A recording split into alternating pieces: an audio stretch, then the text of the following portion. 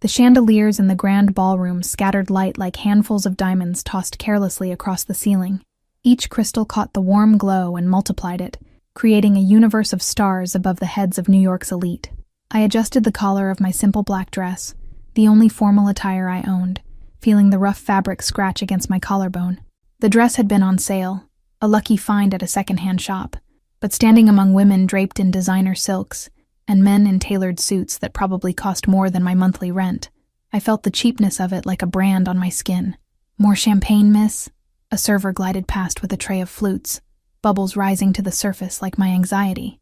"No, thank you." My voice was barely audible above the orchestra and the cultured laughter of the guests.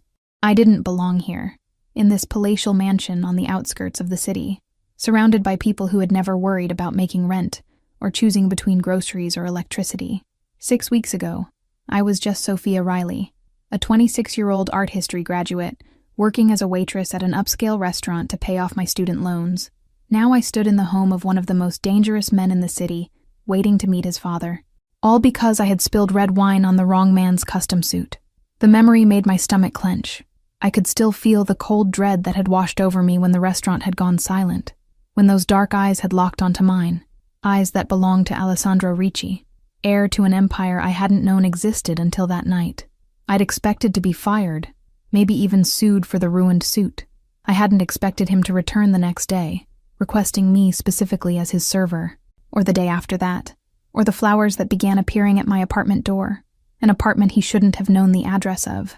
"There you are," his voice came from behind me, sending a shiver down my spine that wasn't entirely fear. Alessandro materialized at my side, one hand settling possessively on the small of my back. He was breathtaking in a black suit that fit him like a second skin, his dark hair swept back from his forehead, his jaw clean-shaven and sharp enough to cut glass. The cologne he wore smelled expensive and masculine, sandalwood and something darker I couldn't name. "You disappeared," he said, his Italian accent more pronounced tonight than usual. His thumb traced small circles against my spine. "I told you to stay where I could see you. I needed some air," I replied, resisting the urge to lean into his touch. That was the problem with Alessandro. My body responded to him in ways my mind rebelled against. There are so many people. His eyes scanned the room, cataloging faces, exits, potential threats. Alessandro never relaxed. Not completely. Even now, surrounded by what I assumed were allies and associates, 2 of his men stood within eyesight, their attention trained on us. Marco, his driver and most trusted guard, lingered near the entrance, his hand never far from the bulge under his jacket. "My father has arrived," Alessandro said, his grip tightening slightly. "He's eager to meet the woman who has been taking up so much of my time." My heart skipped. I didn't realize he was the guest of honor. Alessandro's lips curved into something that wasn't quite a smile. "Every event is in my father's honor, whether he attends or not. He rarely leaves Italy these days." The implication hung in the air between us. This visit was significant, and so was my introduction. Why Alessandro wanted to parade me in front of his father like some prize, I still didn't understand. I was nothing to these people, a waitress from a middle-class family in Pennsylvania, who'd moved to New York with dreams of working in a museum someday. Dreams that seemed increasingly distant with every day I spent in Alessandro's orbit. What if he doesn't like me? The question slipped out before I could stop it. Alessandro turned to face me fully, his hands moving to grip my upper arms. His fingers were warm through the thin material of my dress. That isn't a possibility I'm concerned about. His gaze was intense, almost feverish. "You're mine now, Sophia. My father will respect that. Mine." The word both thrilled and terrified me. It had been that way since the beginning, since he'd started appearing at the restaurant, leaving gifts at my door, coincidentally showing up at the coffee shop where I took my breaks. I should have been scared.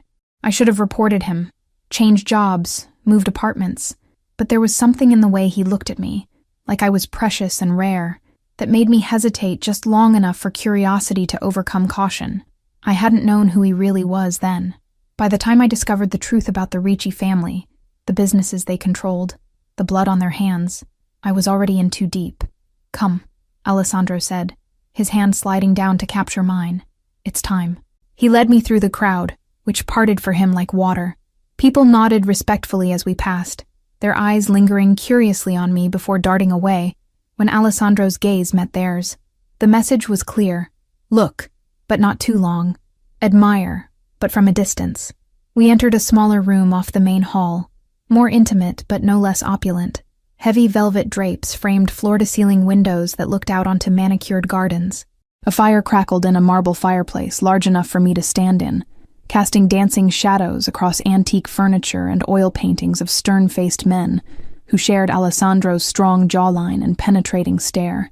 In the center of the room, seated in a high-backed leather chair like a king on his throne, was an older man with silver threading through his dark hair. His face was lined, but his posture was impeccable, his hands folded neatly over the head of a wooden cane. 5 men surrounded him, positioned like satellites around a planet, but it was clear who held the gravitational pull. Antonio Ricci, the patriarch of the family, the man who had built the Ricci empire from nothing, according to the whispered stories I'd managed to glean from news articles and cautious conversations with Marco's wife, Elena, the only person in Alessandro's circle who seemed to view me with anything resembling kindness. The conversation stopped as we entered. Antonio's dark eyes, so like his son's, fixed on me with an intensity that made me want to hide behind Alessandro. Instead, I straightened my spine and lifted my chin, the way my grandmother had taught me when I was nervous about my first day of school. Show fear, and they'll eat you alive, Piccola. Father, Alessandro said, the word laden with respect, and something deeper I couldn't quite identify. May I present Sophia Riley? Antonio Ricci studied me without speaking. The silence stretched uncomfortably, but Alessandro's grip on my hand prevented me from fidgeting. Then the older man spoke, his voice heavily accented but clear. So this is the girl who has bewitched my son. His eyes narrowed. Come closer, child. Let me look at you. Alessandro released my hand, giving me a slight nudge forward. I took 3 steps, then stopped, close enough to see the lines around Antonio's eyes, but far enough to maintain some semblance of personal space. You are not Italian, Antonio said. It wasn't a question. My father's family is Irish, I replied, my voice steadier than I felt. But my mother's grandmother came from Florence. This seemed to surprise him, one silver eyebrow raising slightly. Yet you have been in my son's company for weeks, and never mentioned this connection to our homeland. I swallowed hard, feeling the weight of everyone's stares. Alessandro had never asked about my heritage. Our conversations had been dominated by his questions about my life, my dreams, my preferences. He collected facts about me like treasures, storing them away for reasons I couldn't fathom. It never came up, I said simply. Antonio made a sound somewhere between a snort and a laugh. Alessandro has always been selective in his curiosity. He switched to Italian, addressing his son in rapid-fire sentences I couldn't follow. Alessandro's response was terse, his jaw tight. Whatever his father had said clearly displeased him. The tension in the room thickened, the other men shifting uncomfortably. Antonio turned his attention back to me. Do you speak the language of your ancestors, Miss Riley? Here was my chance. To impress him, to ease the tension crackling in the air, to prove I wasn't completely out of my depth in this world of wealth and power and danger. My Italian was rusty, learned at my grandmother's knee during childhood summers and polished through college courses, but it was serviceable. I took a deep breath and responded in Italian, the words flowing more naturally than I had expected. Mi dispiace se ho causato problemi tra lei e suo figlio. Non era mia intenzione. Mia nonna mi ha insegnato che il rispetto per la famiglia viene prima di tutto, e posso vedere quanto Alessandro vi rispetti. The room went utterly silent. Even the crackling of the fire seemed muted. Antonio's eyes widened almost imperceptibly, and the men around him exchanged glances. I heard Alessandro inhale sharply behind me. Had I made a terrible mistake? Said something offensive? My grandmother had taught me that respect for family comes before all else, and I had only meant to acknowledge the obvious reverence Alessandro had for his father. Antonio leaned forward slightly, his gaze searching my face as if seeing me for the first time. Your grandmother taught you well, he said finally, switching back to English. Family is everything. Without it, a man has nothing. His eyes flicked to Alessandro. My son seems to have found a woman with unexpected depths. The compliment, if it was one, warmed my cheeks. Alessandro was suddenly beside me again, his arm circling my waist in a grip that was both protective and possessive. Sophia continues to surprise me as well, Alessandro said. But there was an undercurrent to his voice I hadn't heard before. Irritation, perhaps, or something darker. His fingers pressed into my hip, not enough to hurt, but enough to communicate his displeasure. Antonio noticed. Of course he did. Nothing seemed to escape those shrewd eyes. "Come, sit beside me, Sophia," he said, gesturing to an empty chair. "Tell me about this grandmother of yours. She sounds like a woman I would have enjoyed meeting." I glanced uncertainly at Alessandro, whose face had become an unreadable mask. After a moment's hesitation, he released me with a curt nod. As I moved toward the chair, the air in the room seemed to shift and settle. I had passed some test I hadn't known I was taking, but the way Alessandro watched me, like I had revealed a secret he hadn't been privy to, told me that my victory might come with consequences I couldn't foresee. I sank into the chair beside Antonio Ricci, acutely aware that I had just altered the dynamics in a game whose rules I didn't fully understand. And as Alessandro took a position standing behind his father's chair, his eyes never leaving me, I realized with a chill that I might have traded one form of vulnerability for another. The conversation with Antonio flowed more easily than I could have imagined. He asked about my grandmother, Maria Rossi, before she became Maria Riley, and nodded appreciatively when I described her small apartment in Pittsburgh that had always smelled of basil and tomato sauce, the worn rosary beads she kept beside her bed, the old photographs of Florence that lined her walls. "She sounds like a true daughter of Italy," Antonio said, his weathered hands resting on his cane. "The old ways endure through women like her." Throughout our conversation, I was acutely aware of Alessandro behind us, silent, but radiating tension like a storm cloud about to break. The other men had dispersed throughout the room, giving us the illusion of privacy, while remaining close enough to attend to Antonio's needs if required. "And what of your parents?" Antonio asked, his dark eyes, so like Alessandro's, studying me with interest that seemed genuine. "Are they pleased about your friendship with my son?" The hesitation before friendship spoke volumes about what he assumed our relationship to be. The truth was more complicated. Alessandro had pursued me with single-minded determination, but there had been no intimacy beyond his possessive touches, his searing gazes, the occasional brush of his lips against my hand or cheek. "My parents died in a car accident when I was 19, I said, the familiar ache blooming in my chest. "It was just my younger brother and me after that." Antonio's expression softened almost imperceptibly. "I am sorry for your loss. Family is sacred." "It is," I agreed, thinking of my brother Michael, who was finishing his engineering degree at Penn State, who called me every Sunday night to check in, who had no idea about the world I'd stumbled into, who would be horrified if he knew. "And your brother? What does he think of Alessandro?" My heart skipped. Had Alessandro told his father about Michael? Or was this just an intuitive guess? "They haven't met," I said carefully. "My brother is focused on his studies." Antonio studied me for a long moment, then nodded as if I'd confirmed something for him. "A smart woman protects what is precious to her." He turned slightly to address his son in Italian, too rapid for me to follow. Alessandro responded tersely, his voice tight. The exchange continued, growing more heated until Antonio raised a hand, silencing his son with the simple gesture. "Enough," he said, switching back to English. "We will discuss this later."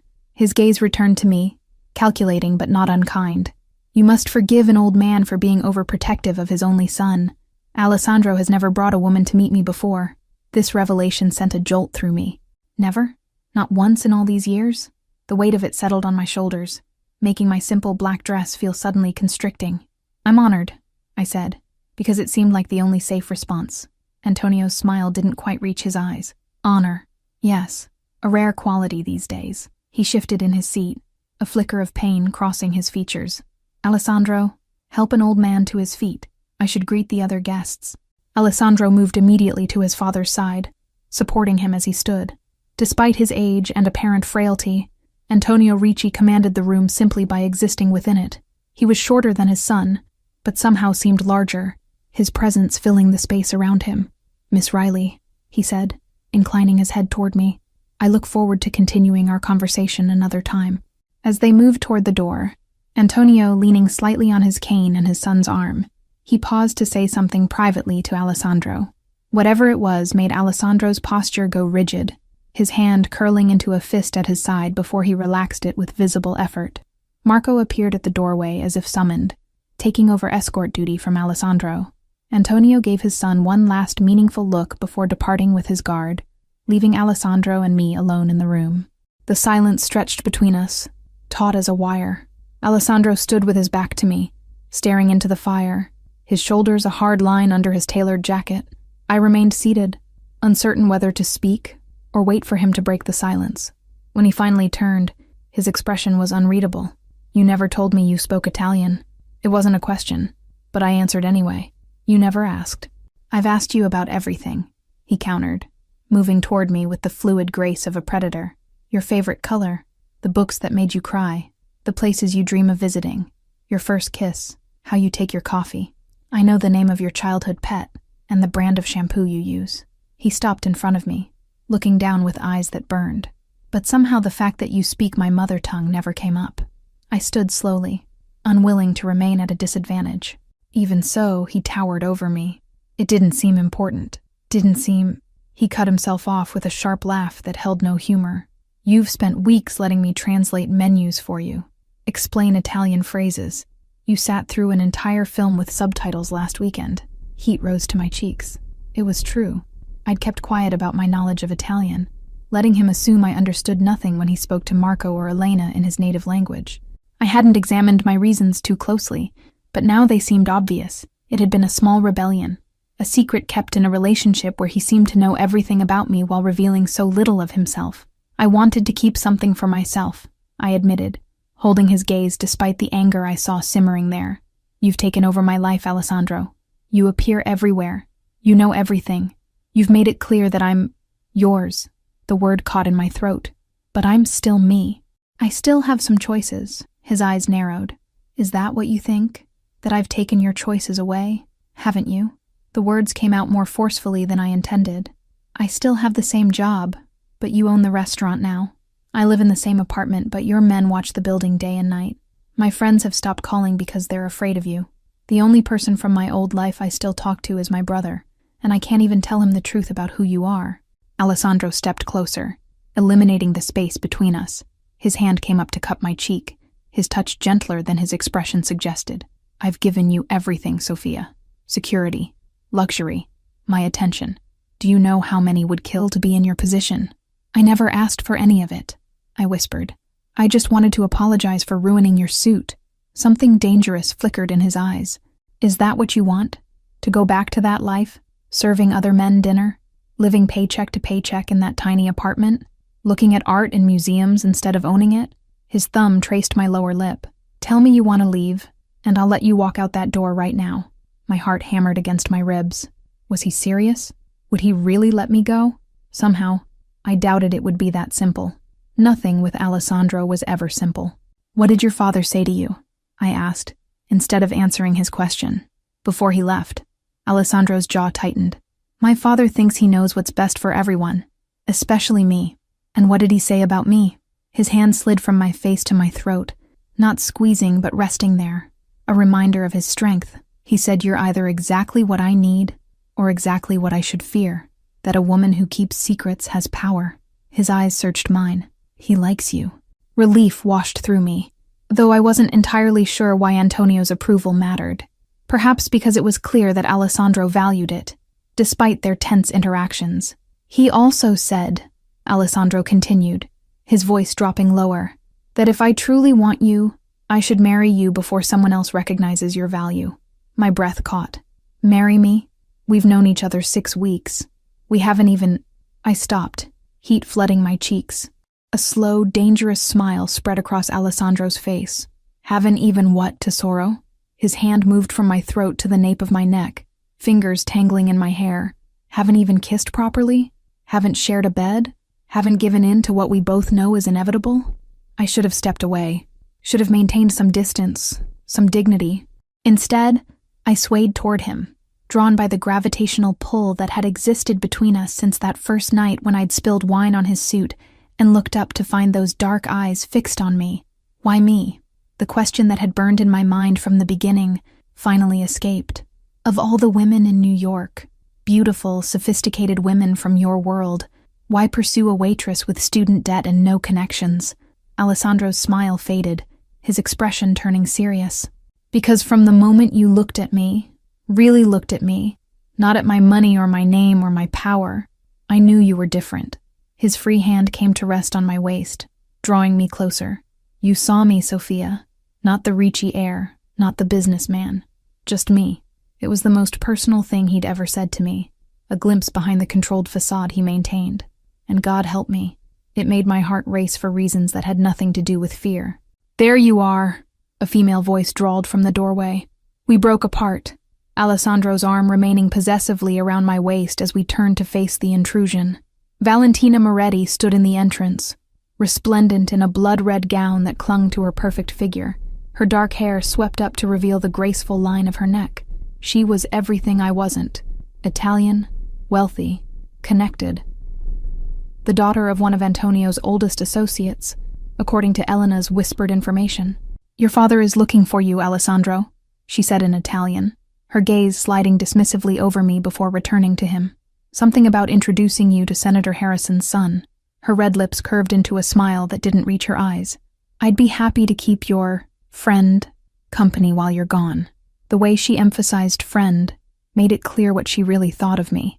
Alessandro's grip tightened on my waist, his body tensing beside mine. "Sophia comes with me," he said flatly.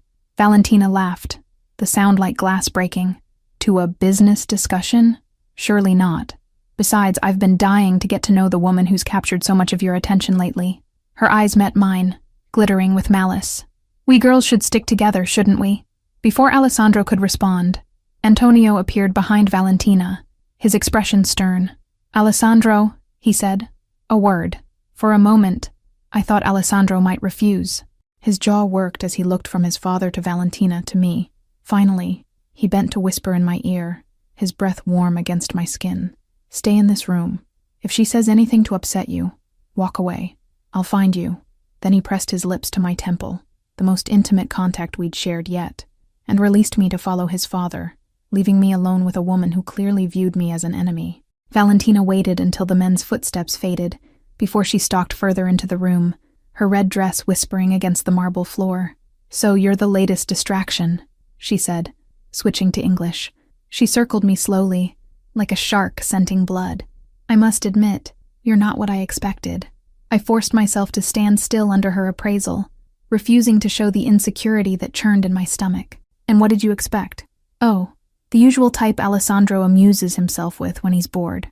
Models, actresses, at least someone from a good family."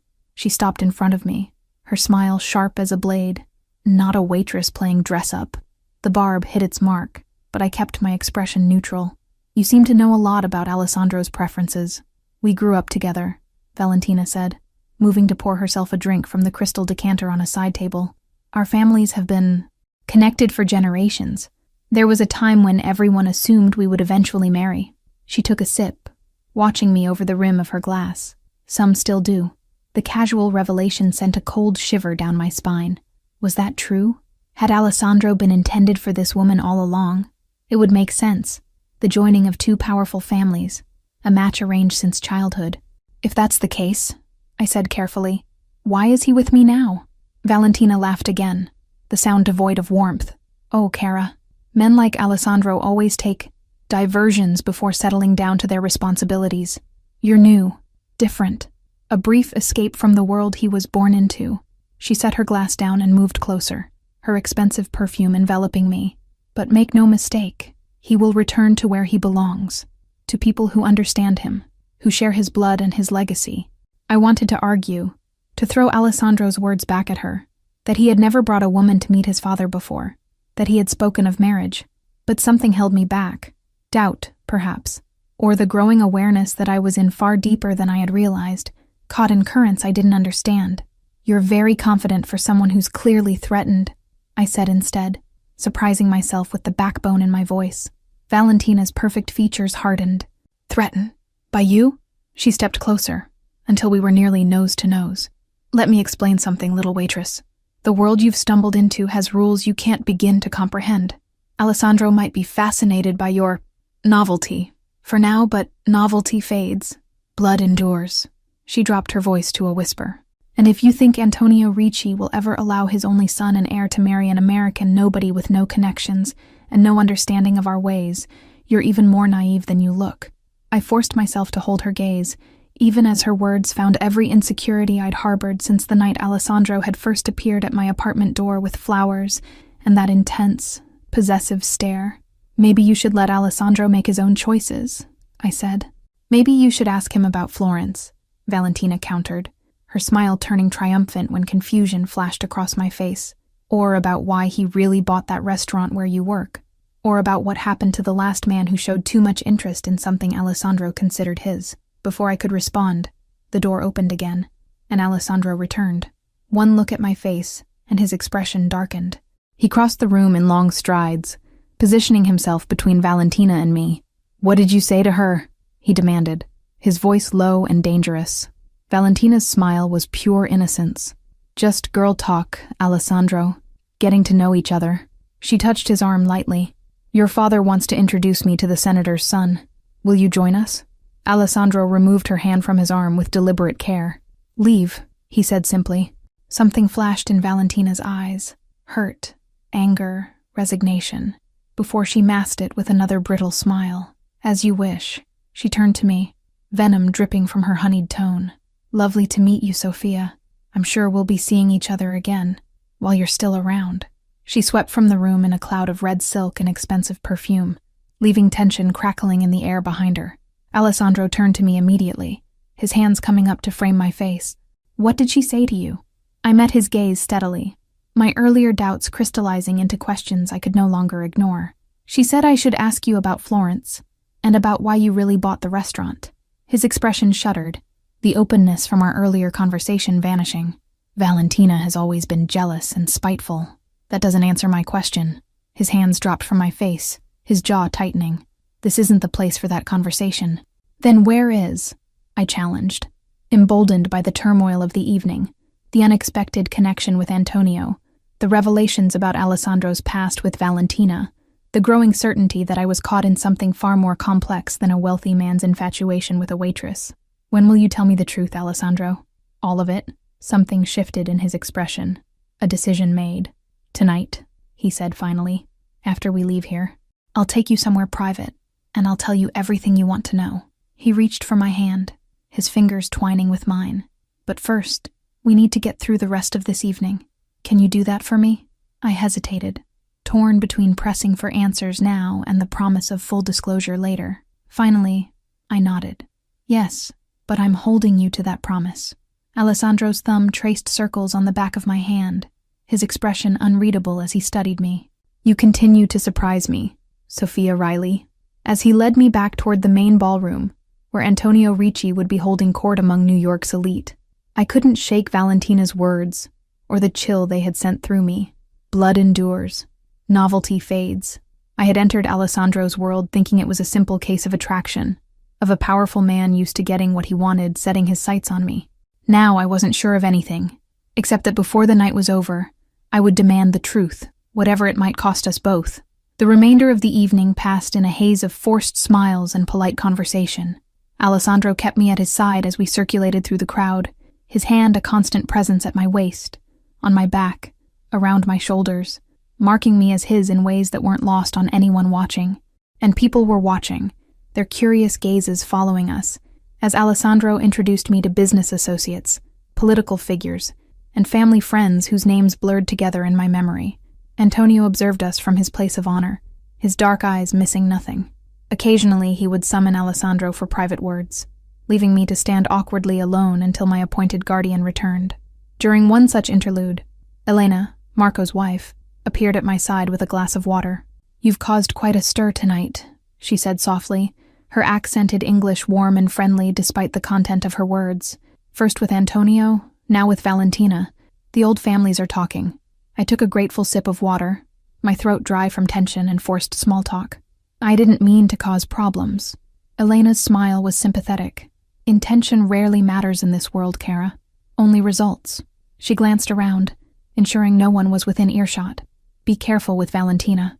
Her family has been aligned with the Riccis for generations. Many expected her to marry Alessandro." "So she said," I murmured, watching as Alessandro spoke with his father across the room, their body language tense despite their composed expressions. "Were they ever together?" "There was an understanding," Elena said carefully. "Nothing official, but expectations in our world carry weight of their own." She touched my arm lightly. "Alessandro has never looked at any woman the way he looks at you. Not Valentina. Not anyone." The revelation should have been reassuring, but it only deepened my unease. Why me, though? I'm nobody. Elena's expression turned serious. We are all somebody to someone, Sophia. Her eyes flicked to where Marco stood guard near Antonio. I was just a school teacher when Marco found me. Love doesn't follow logic. Is that what this is? Love? The question escaped before I could stop it. Elena studied me for a moment. Alessandro doesn't do anything halfway. Whatever he feels for you, it's consuming him. She squeezed my arm once before letting go.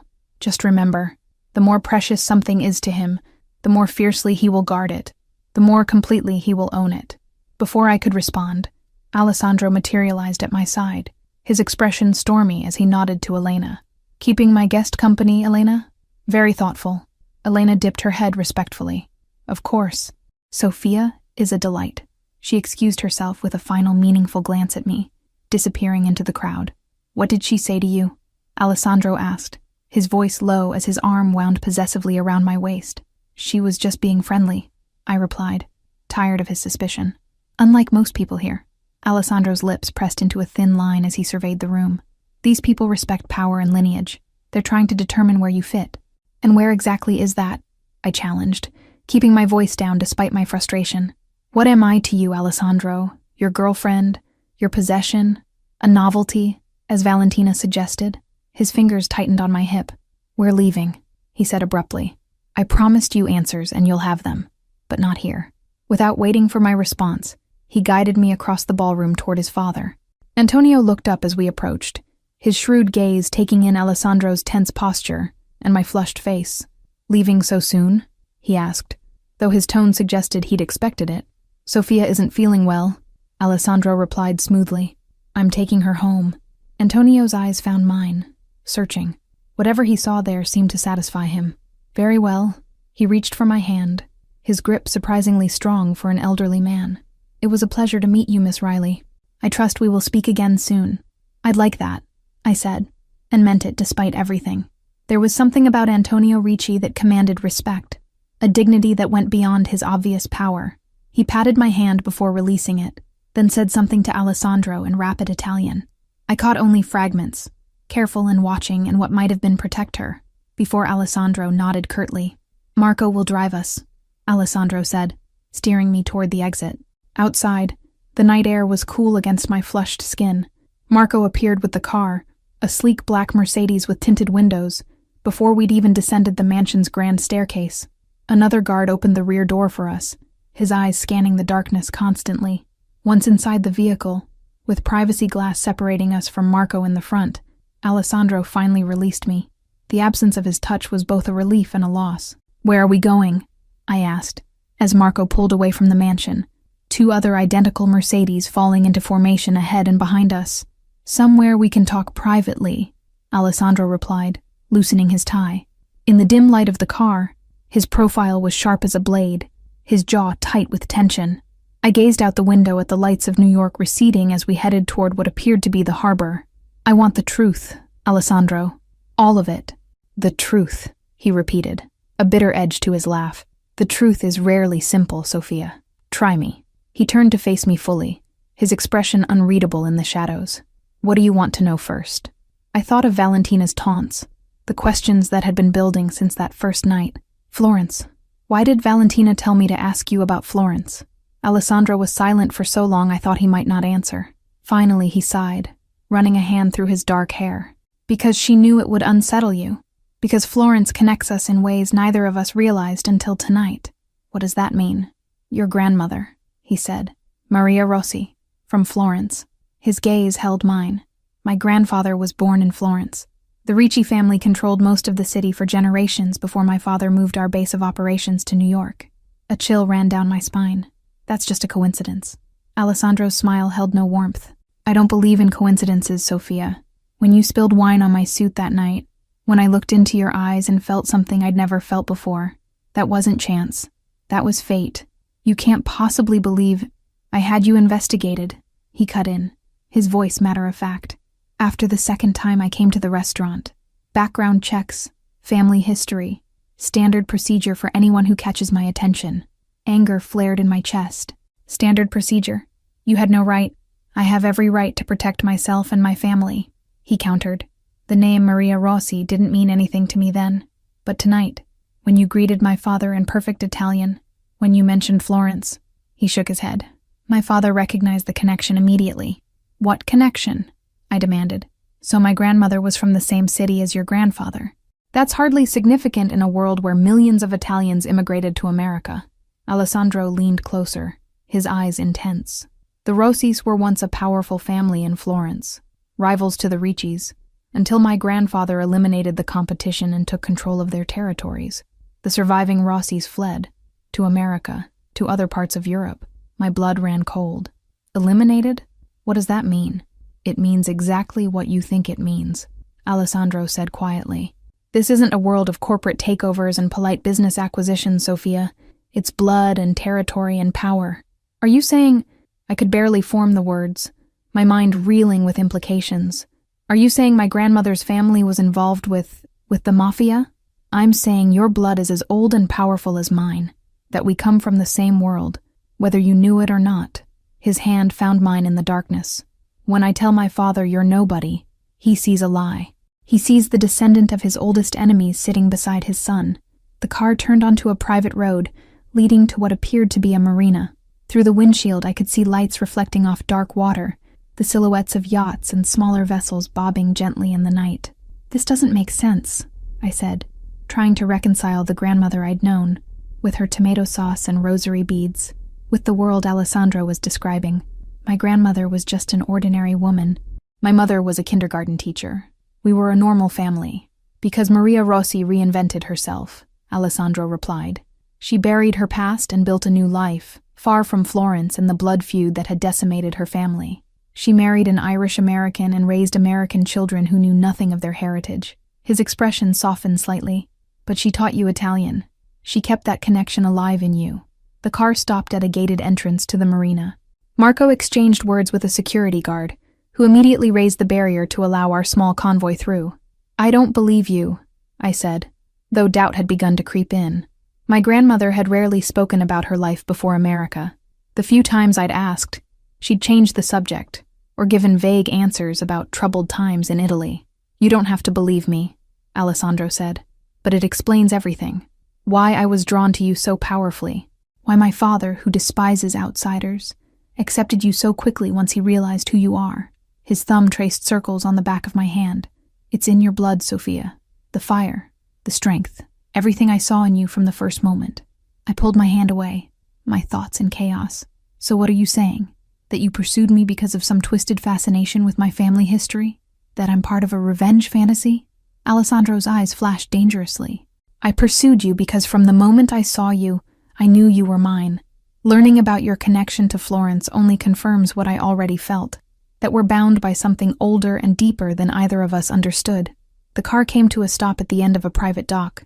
Through the window, I could see a massive yacht, lit up against the night sky, its white hull gleaming in the moonlight. "Is that yours?" I asked, momentarily distracted by the sheer opulence of the vessel. "One of several," Alessandro replied. "But this one is special, my private sanctuary." He nodded to Marco, who came around to open the door. "No one boards without my explicit permission, not even my father." As I stepped out of the car, the salt air filled my lungs. The yacht loomed above us, easily over 100 feet long, its decks rising 3 stories above the waterline. Soft lights illuminated the gangway, and I could see a crew member standing at attention, waiting to welcome us aboard. Alessandro placed his hand at the small of my back, guiding me forward.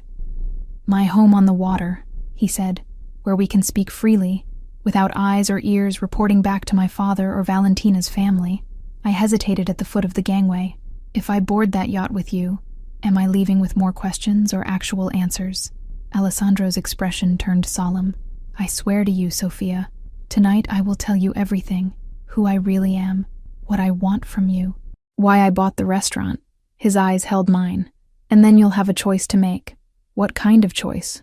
"Whether to walk away from me forever," he said, his voice tight with an emotion I couldn't identify, "or to accept that some things, some people, are destined to be together, regardless of the past." Part of me wanted to turn and run, to go back to my tiny apartment and pretend the last 6 weeks had never happened.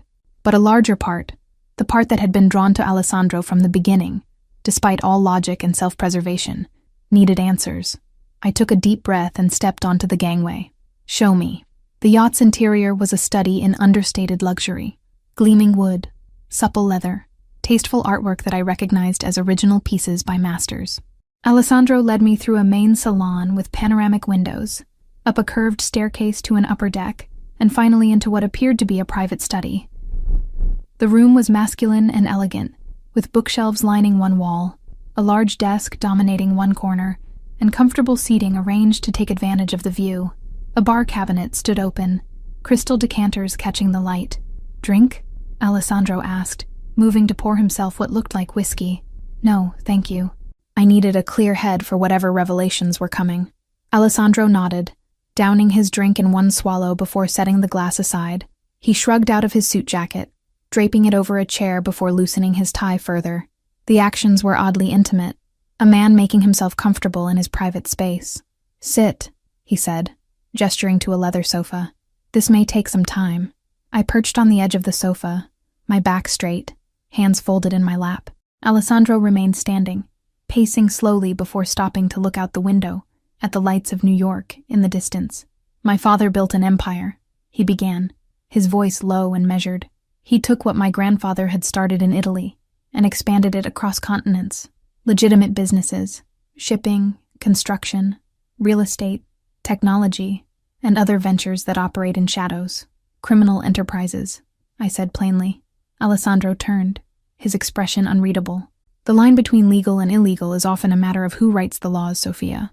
But yes, what you would call criminal enterprises, protection, gambling, certain controlled substances. You're admitting you're part of the mafia. His smile was cold. That term is a media invention. We are a family with interests that sometimes fall outside conventional legal frameworks. Don't play word games, I said, anger giving me courage. You told me you'd give me the truth. Alessandro's eyes flashed, but he inclined his head in acknowledgement. Very well. Yes, the Ricci family has controlled what law enforcement calls organized crime in this region for 3 generations. My father expanded our operations globally. I have continued that expansion since taking over day-to-day operations 5 years ago. The casual admission sent a chill through me. This wasn't a movie or a book. This was real. A man standing before me, calmly discussing criminal empires as if he were talking about stock portfolios. And the restaurant? I asked, remembering Valentina's taunt. Alessandro's jaw tightened. I bought it the day after I met you, to keep you close, to ensure your safety. My safety was never in danger until I met you, I pointed out. You have no idea what dangers existed in your life before me, he countered. The difference is that now you have my protection. I stood, unable to remain still with the emotions churning inside me. So all of this, pursuing me, buying my workplace, the gifts, the coincidental meetings, it was all about control, about owning me. Alessandro moved toward me, his movements fluid and predatory. It was about wanting you, about knowing, from the first moment I saw you, that you belonged with me. He stopped just short of touching me. The restaurant was just the beginning. I've been watching over you since that night. Watching over me or watching me? I challenged. His smile was dangerous. Both. My stomach dropped. What does that mean? It means I know your routine, Sophia. The coffee shop where you stop every morning. The bookstore you visit on Sundays. The park bench where you sit to eat lunch when the weather is nice. He reached out to tuck a strand of hair behind my ear, his fingers lingering against my skin. I know the names of your 3 closest friends, all of whom have gradually stopped calling because they sense something has changed in your life. I know your brother calls every Sunday at 8, and that you never tell him anything substantial about me. Horror and violation wash through me. You've been spying on me. I've been protecting what's mine, he corrected, learning everything about you, making sure you're safe. I stepped back, putting distance between us. I'm not yours. I never agreed to any of this. Alessandro's expression darkened. You accepted my gifts, my invitations. You let me into your life, because I didn't know who you really were. I thought you were just a wealthy businessman with an unusual interest in me. I never agreed to be stalked, to have my entire life monitored. And if I had told you the truth from the beginning? He asked. If I had said, I am Alessandro Ricci, heir to an empire built on blood and power, and I want you to be mine, would you have given me a chance? The question brought me up short. Would I have? The answer came more readily than I liked to admit. No. I would have run as far and as fast as possible.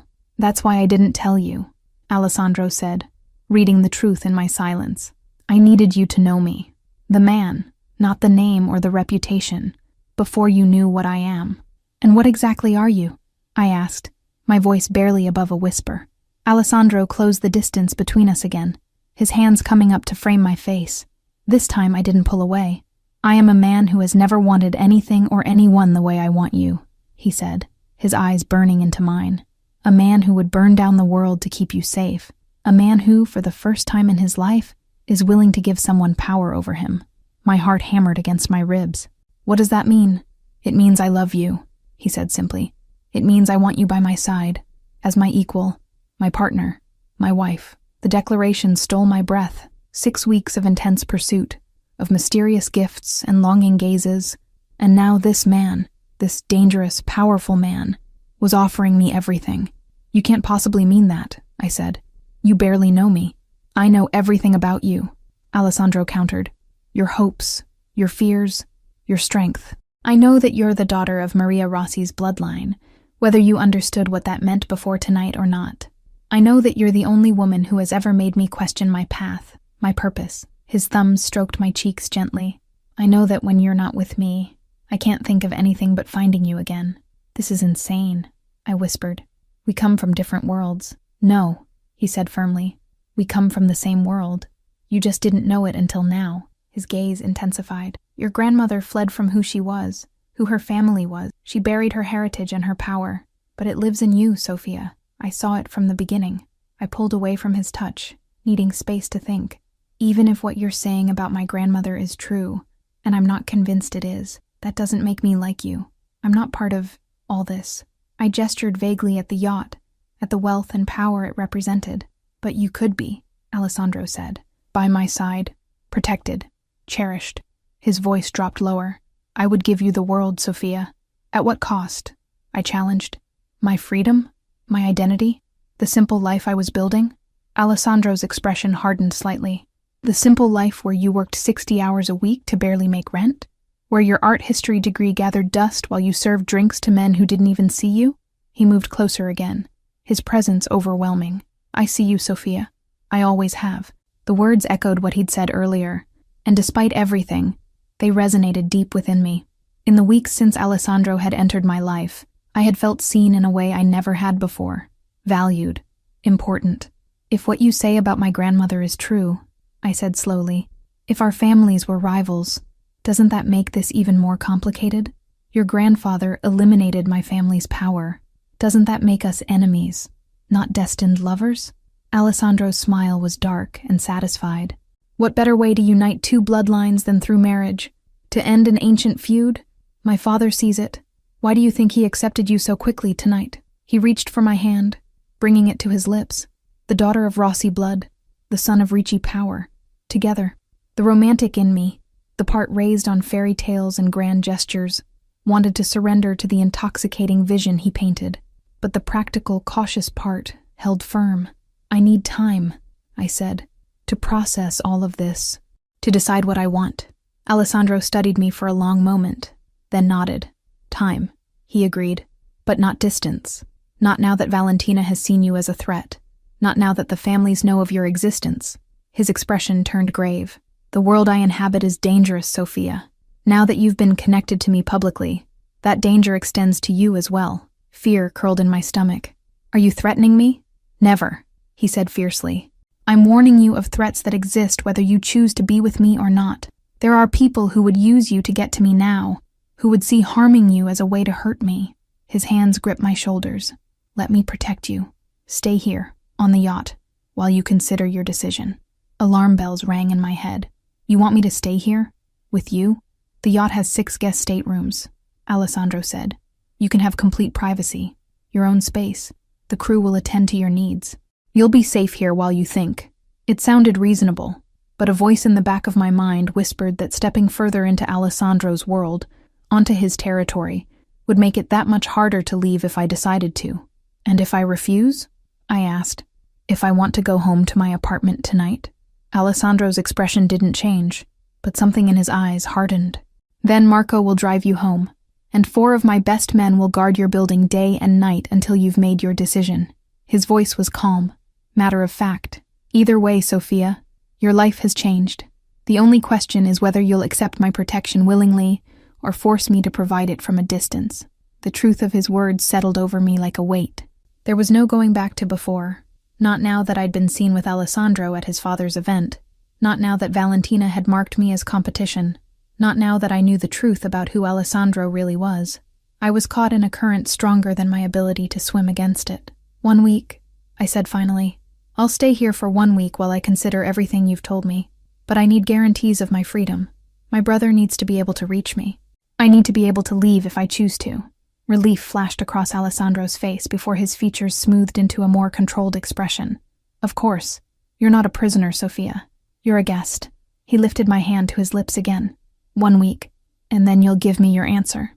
As I looked into his dark eyes, filled with possessive desire and something deeper, more complex, I wondered if I already knew what my answer would be. If I had known from the moment he'd first looked at me, spilled wine dripping from his ruined suit, his gaze locking with mine across the restaurant floor. 1 week? I repeated, my voice steadier than I felt. Alessandro's smile was triumphant, as if he too sensed the inevitability of what was forming between us. A bond forged from ancient rivalries, modern power, and the inexplicable pull that had drawn us together from the beginning. Let me show you to your room, he said, offering his arm with old-world formality. Tomorrow we begin the rest of our lives, together or apart. Your choice. As I placed my hand on his arm and let him lead me deeper into the floating palace he called home, I couldn't shake the feeling that choice had very little to do with the path unfolding before me. A path that seemed to have been set in motion long before either of us was born, in the narrow streets of Florence where Ricci's and Rossi's had once fought for control, blood and destiny, power and surrender. As the door to my opulent stateroom closed behind me, leaving me alone with my thoughts for the first time since the revelation-filled evening had begun, I wondered which would ultimately prove stronger, my will, or Alessandro's determination to make me his. Sleep eluded me that night. Despite the luxurious comfort of the king-size bed in my stateroom, my mind raced with everything Alessandro had revealed, about himself, about my grandmother, about the dangerous world I'd unwittingly stepped into. By the time dawn broke, painting the horizon with stripes of gold and pink visible through my window, I'd made exactly 0 progress in deciding what to do. A soft knock at my door startled me from my thoughts. I wrapped the plush robe I'd found in the ensuite bathroom around myself and cautiously opened the door. A young woman in a crisp uniform stood in the hallway, her expression professionally pleasant. Good morning, Miss Riley. Mr. Ricci asked me to inform you that breakfast is served on the aft deck whenever you're ready. I've brought coffee in the meantime. She offered a silver tray with a steaming mug and a small plate of pastries. Thank you, I said, taking the tray. I'll be out shortly. After she left, I sipped the coffee, prepared exactly how I liked it, with a splash of cream and no sugar. Of course, Alessandro would know that detail, too. The thought sent a shiver down my spine, a mixture of unease and something dangerously close to excitement. I showered and dressed in clothes that had mysteriously appeared in the closet overnight, all in my size, all in styles I would have chosen for myself. The collection ranged from casual to formal, suggesting Alessandro had anticipated a lengthy stay. My cheeks burned at his presumption, but I couldn't deny the practicality. I selected white linen pants and a pale blue blouse that reminded me of something I'd once admired in a boutique window, but could never afford. The yacht was even more impressive by daylight. As I made my way through corridors decorated with tasteful artwork and gleaming wood paneling, I passed crew members who nodded respectfully before continuing their duties. The vessel hummed with quiet efficiency, like a small floating city. I found the aft deck easily enough, following the scent of coffee and freshly baked bread. The space was open yet intimate, with comfortable seating arranged around a table laden with breakfast foods. Beyond the deck railing, the skyline of Manhattan glittered in the morning sun, the yacht having been repositioned to provide a perfect view of the city. Alessandro stood at the railing, his back to me, dressed in tailored pants and a white shirt, with the sleeves rolled up to reveal strong forearms. He turned as I approached, as if sensing my presence, and the intensity of his gaze stole my breath. Whatever else he was, criminal, stalker, possessive, the man was devastatingly handsome. You slept poorly, he said. Not a question, but an observation. I lifted my chin. You would know, I suppose. His lips curved into a faint smile. I don't have cameras in your bedroom, if that's what you're implying. But I know you, Sophia. The shadows under your eyes tell their own story. He gestured to the table. Eat. We have much to discuss. I took a seat, hunger overcoming my irritation. The spread was impressive. Fruit, pastries, eggs prepared multiple ways, smoked salmon, freshly squeezed juices. Alessandro sat across from me, watching as I filled my plate. I had your things brought from your apartment, he said casually, pouring himself coffee. Clothes, personal items, the books from your nightstand. They'll be delivered later today. I set my fork down. You had someone go into my apartment without my permission? Marco's wife, Elena, he clarified, as if that made it better. I thought you might be more comfortable with another woman handling your personal items. The presumption stole my appetite. That's not the point, Alessandro. You can't just decide things for me. Enter my home, move my possessions. His expression remained impassive. Your lease expires next month. I assumed you wouldn't want to renew, regardless of your decision about us. My lease? How do you know when my lease expires? I own the building. The casual revelation sent a shock through me. Since when? Since the day after I met you. I pushed my plate away, my stomach churning. Is there any part of my life you haven't invaded? Alessandro set his cup down carefully. I prefer to think of it as securing your surroundings, ensuring your safety and comfort.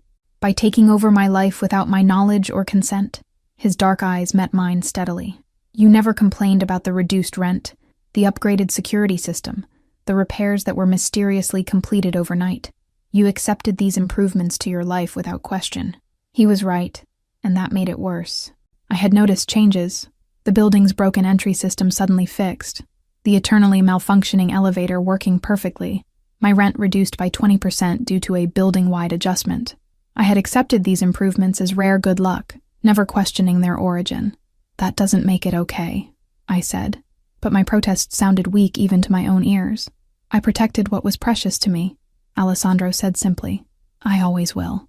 The declaration hung between us, both a promise and a warning.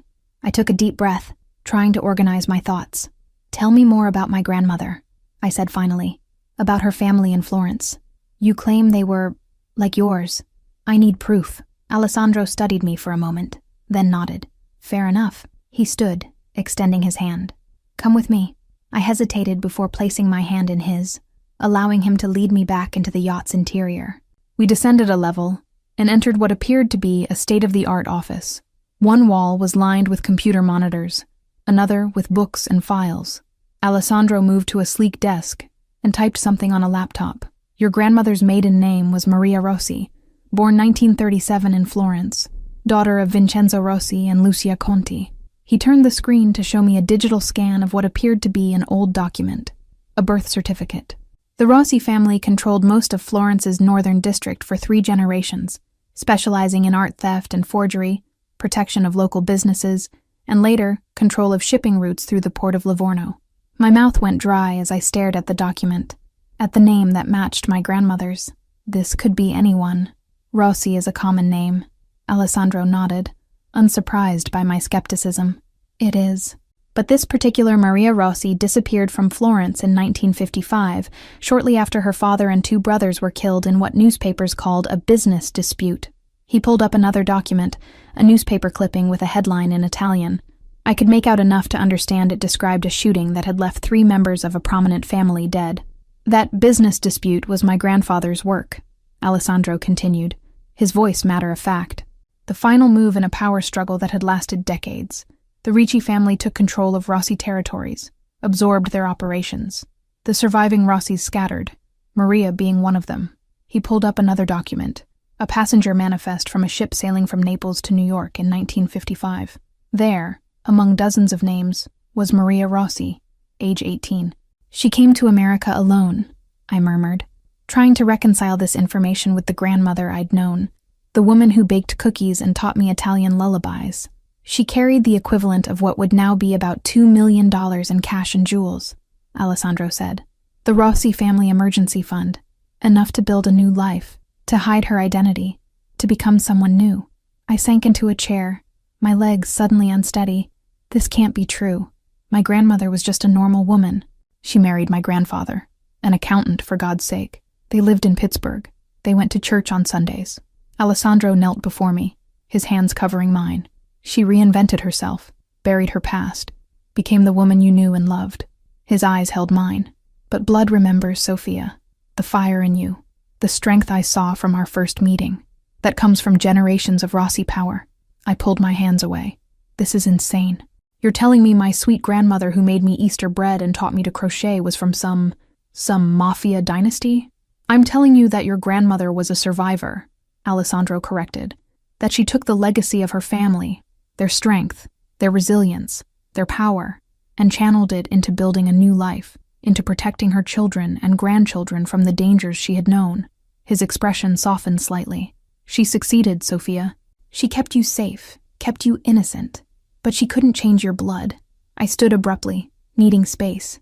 Even if this is true, and I'm not saying I believe it, it doesn't change who I am.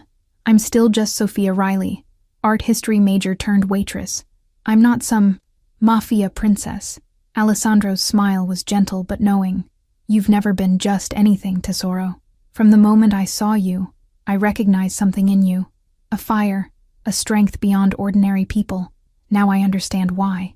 He approached slowly, as if afraid of startling me. You were born for more than serving drinks and living in a tiny apartment. You were born to stand beside me, to help me lead our world into a new era. The grandeur of his vision should have made me laugh. Instead, it sent a thrill through me that I immediately tried to suppress. You're talking about criminal enterprises, Alessandro. Illegal activities, hurting people. I'm talking about power, he countered. About building something lasting. Yes, parts of my business operate outside conventional laws, but I'm moving us toward legitimacy, expanding our legal holdings, investing in technology, real estate, art. His eyes lit up with genuine passion. Your art history degree wouldn't gather dust with me, Sophia. You could help build our collection, manage our patronage of museums and artists. The temptation in his words was seductive, a life where my education mattered, where I wouldn't struggle paycheck to paycheck, where I would stand as an equal beside a man who clearly adored me, but at what cost? And the illegal parts? I challenged. The violence? The threats? Would I be expected to participate in those too? Alessandro's expression hardened slightly. I would never expose you to that side of our operations. Never put you in danger or compromise your principles. He stepped closer. I protect what's mine, Sophia. Always. There it was again. That possessive claim that both thrilled and disturbed me. I'm not a possession, Alessandro. No, he agreed, surprising me. You're my equal, my partner. The only person I've ever met who makes me want to be more than what my father built. His hand came up to cup my cheek. With you beside me, I could transform our family's legacy, make it something we could both be proud of. The sincerity in his voice was disarming. For the first time, I glimpsed vulnerability beneath his controlled exterior. A man raised in darkness, seeing a possibility of light. I need time, I said again, pulling away from his touch. This is overwhelming. Alessandro nodded, dropping his hand. You have a week, as promised. Take today to settle in, to think. The yacht is at your disposal. The gym, the library, the sun deck. The crew will attend to whatever you need. He checked his watch. I have business to attend to in the city, but I'll return for dinner. You're leaving? I hadn't expected to be left alone so soon. The world doesn't stop turning because I've found the woman I want to spend my life with, he said with a slight smile. Though I wish it would. He moved toward the door, then paused. Marco will remain on board. If you need anything, or if you wish to go ashore, he'll accompany you. A babysitter, or a jailer, depending on how one looked at it. When will my brother call? I asked suddenly. It's Sunday. He always calls on Sundays. Alessandro's expression softened. I'll make sure your phone is returned to you before 8. You can take his call privately in your stateroom. He studied me for a moment longer. I'm not your enemy, Sophia. I never have been.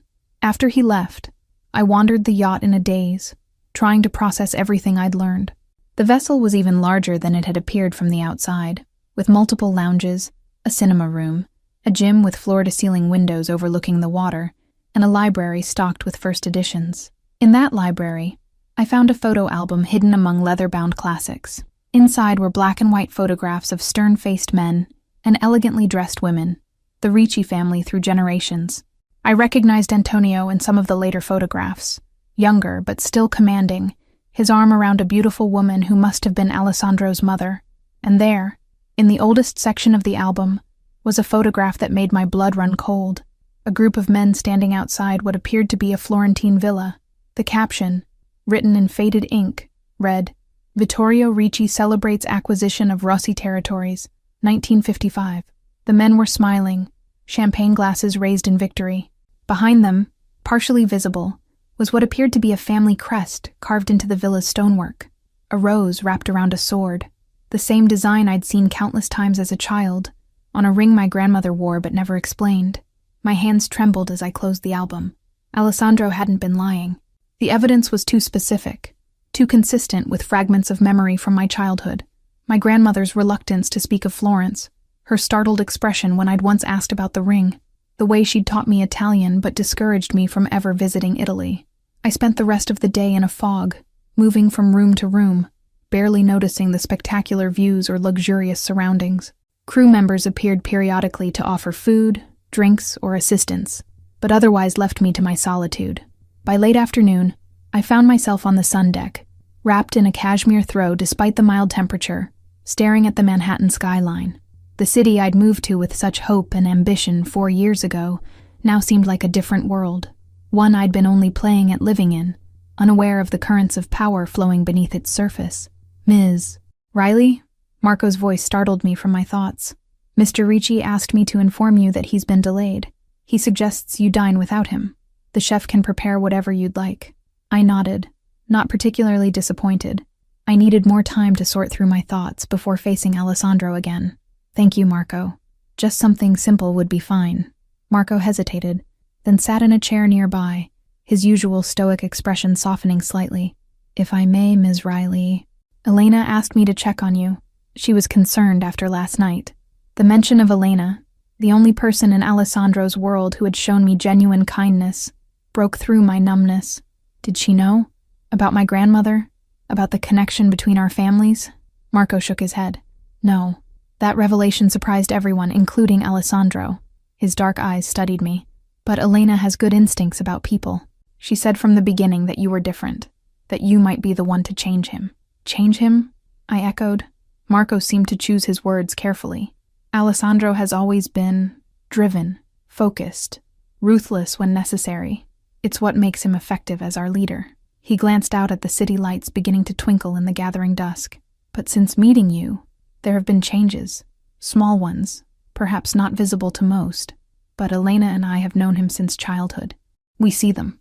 What kind of changes? He smiles more, Marco said simply. He speaks of the future with hope, not just determination. He's been quietly restructuring certain operations, moving resources away from the more problematic areas of our business. I absorbed this information, not sure whether to believe it. Why are you telling me this? Marco stood, straightening his jacket.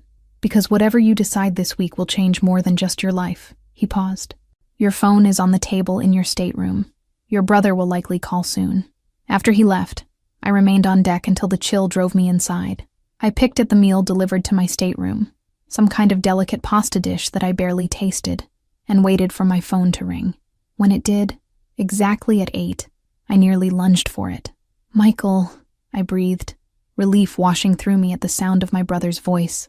Hey sis, he said, his tone light. How's the big city treating you? Sorry I missed last week's call. Finals were kicking my ass. I froze. Last week?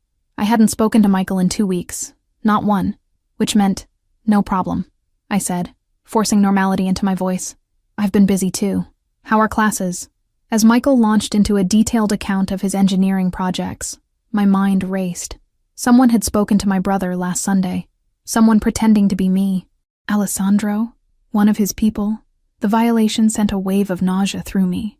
I managed to maintain the conversation, making appropriate responses while my anger built. Michael seemed to notice nothing amiss, chatting about professors and projects and his plans for after graduation. And what about you? He asked eventually. Still seeing that businessman you mentioned? The Italian guy? Another shock. I had never told Michael about Alessandro, never mentioned him in our calls. Another lie, another manipulation. It's complicated, I said carefully. Listen, Michael, I need to ask you something. When exactly did I tell you about him? There was a pause. I don't know. A few weeks ago?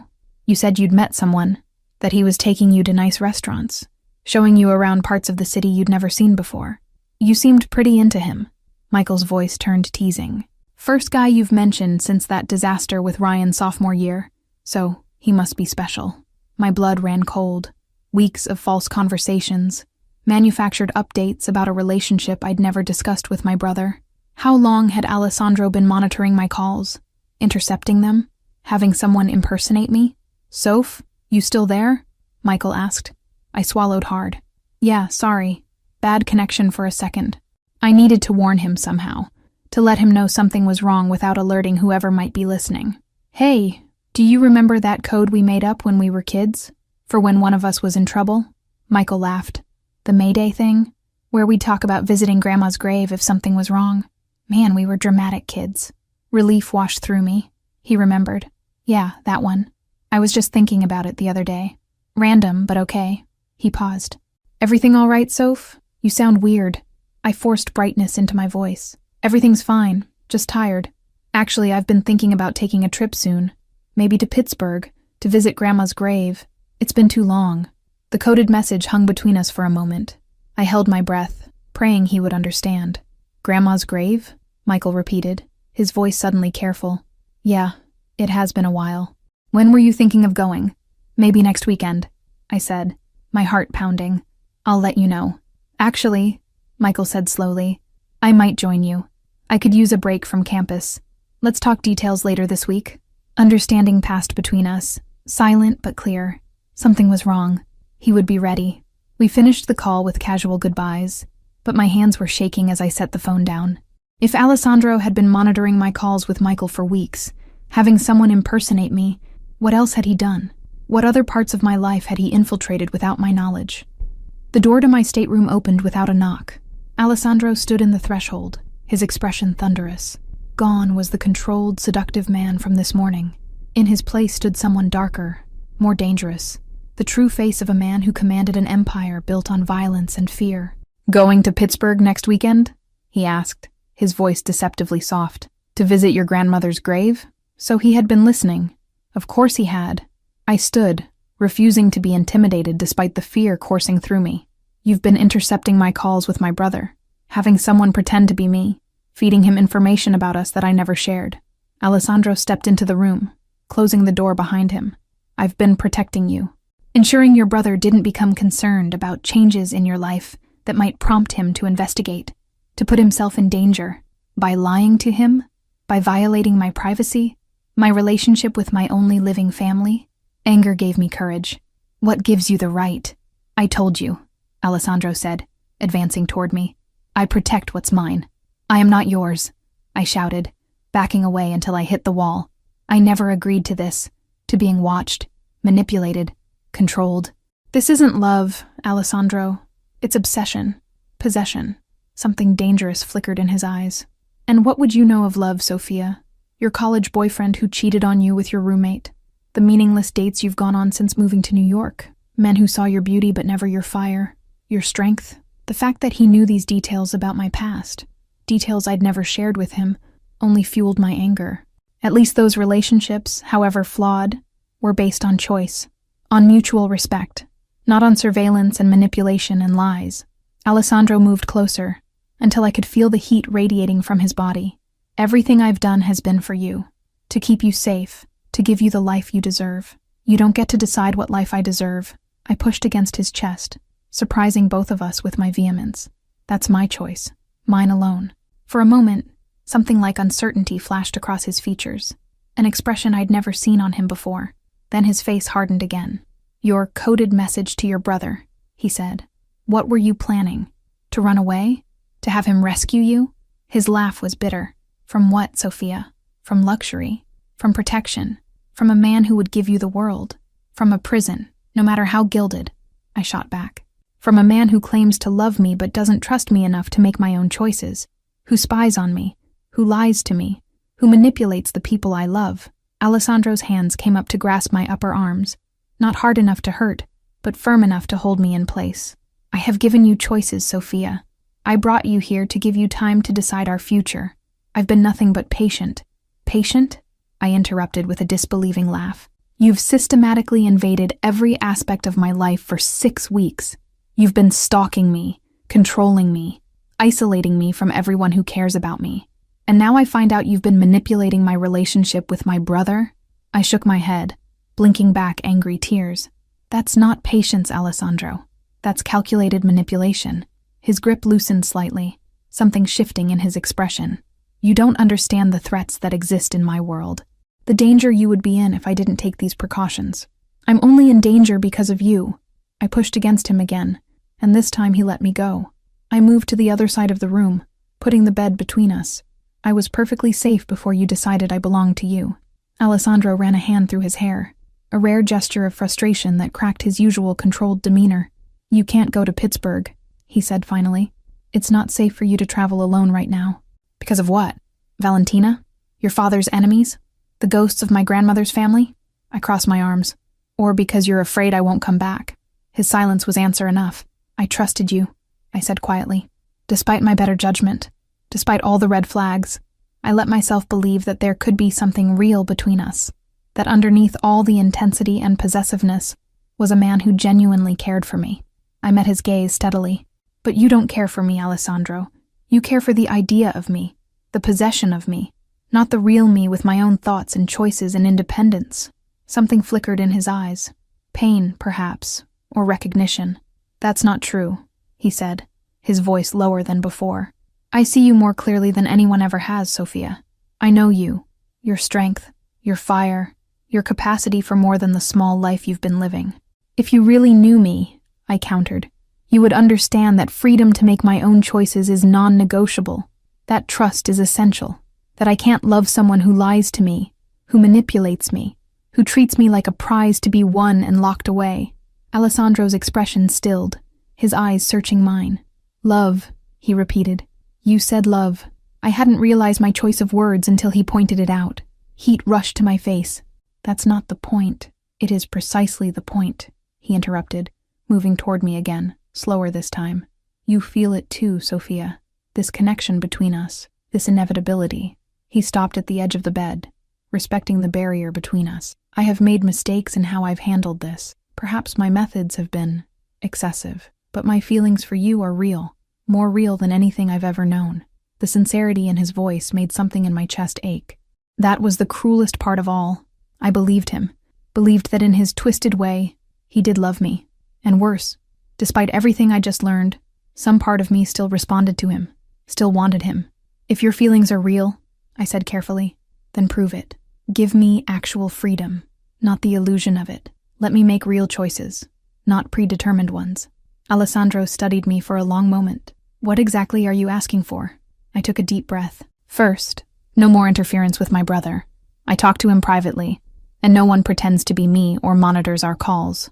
After a brief hesitation, he nodded. Agreed. Second, I want the truth, about everything.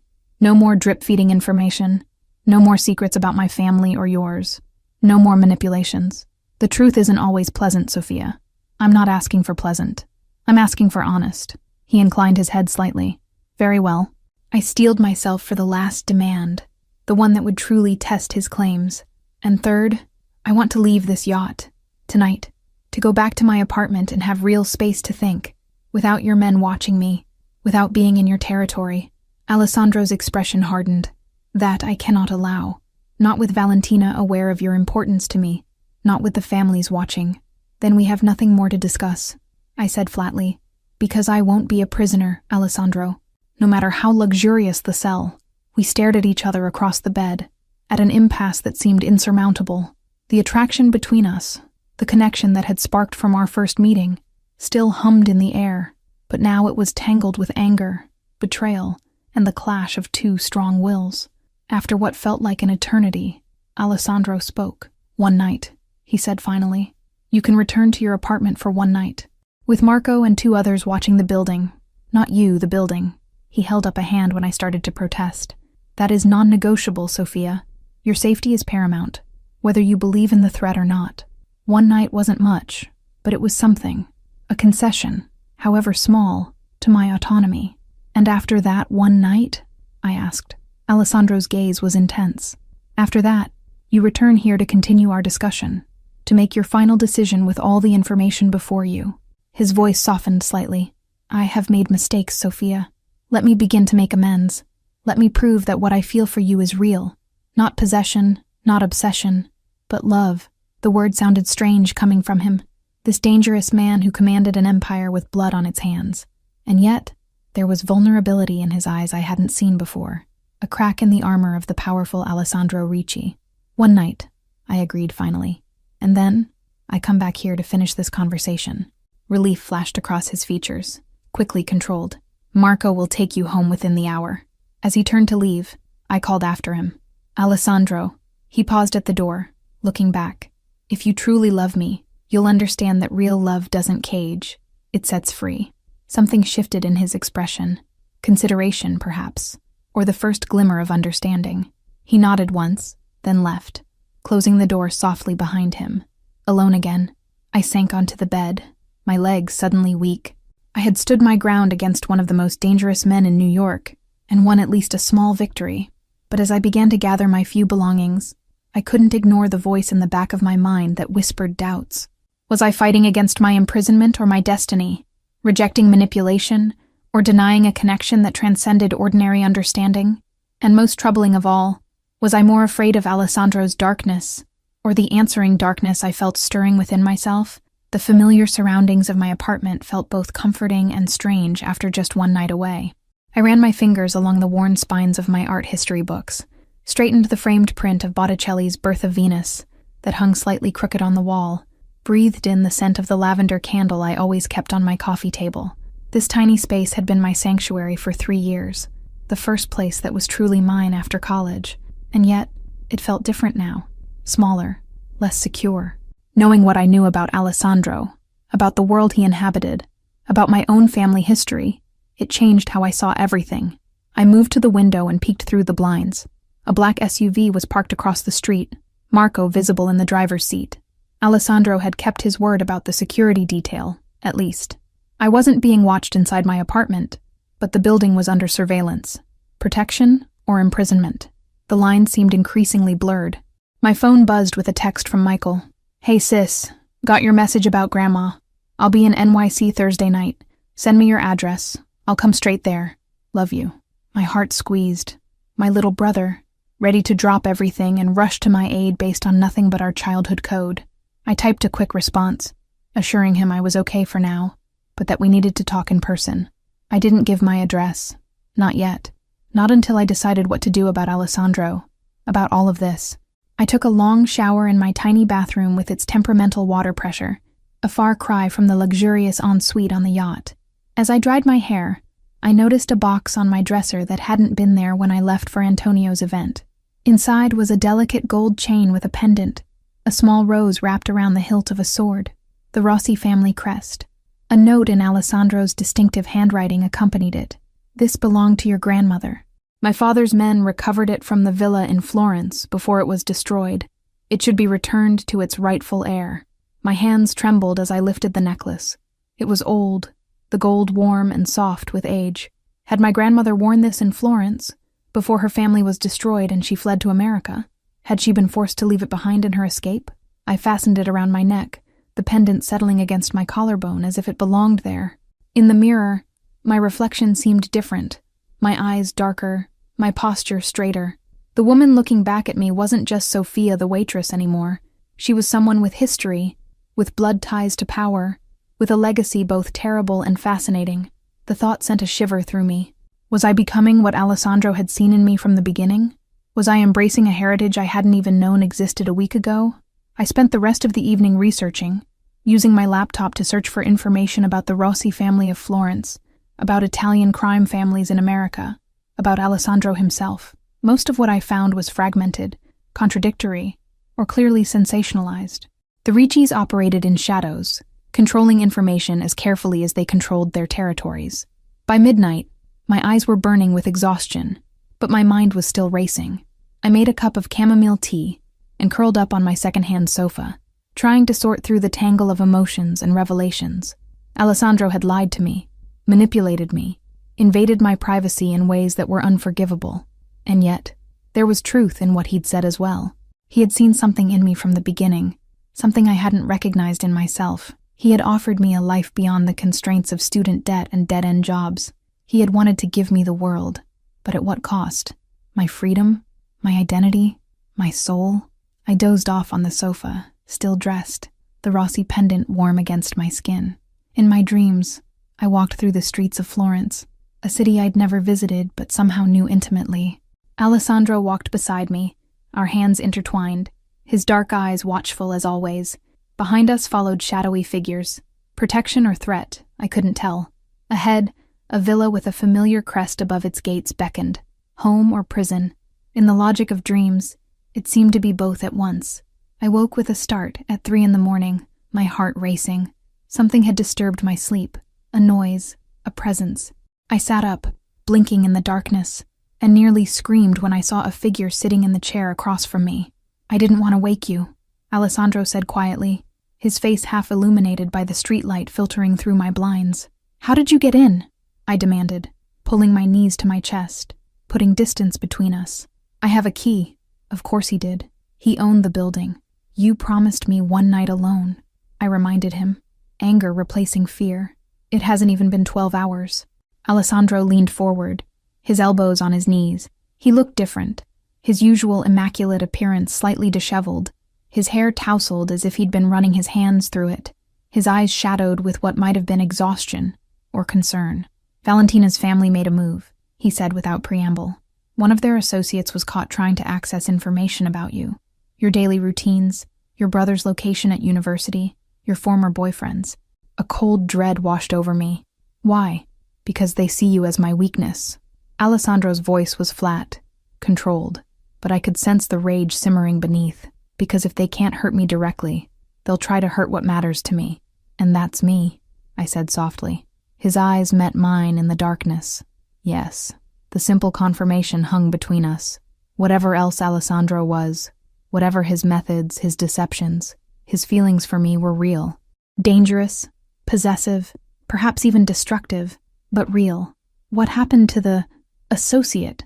I asked, not sure I wanted to know the answer. "He's being questioned." Alessandro's tone made it clear what that entailed. "We need to know how much information was already passed to the Moretti family, how extensive their surveillance has been." I wrapped my arms around myself, suddenly cold despite the mild spring night. "So you came to take me back to the yacht?" "I came to protect you," he corrected. "The yacht is the most secure location right now, yes.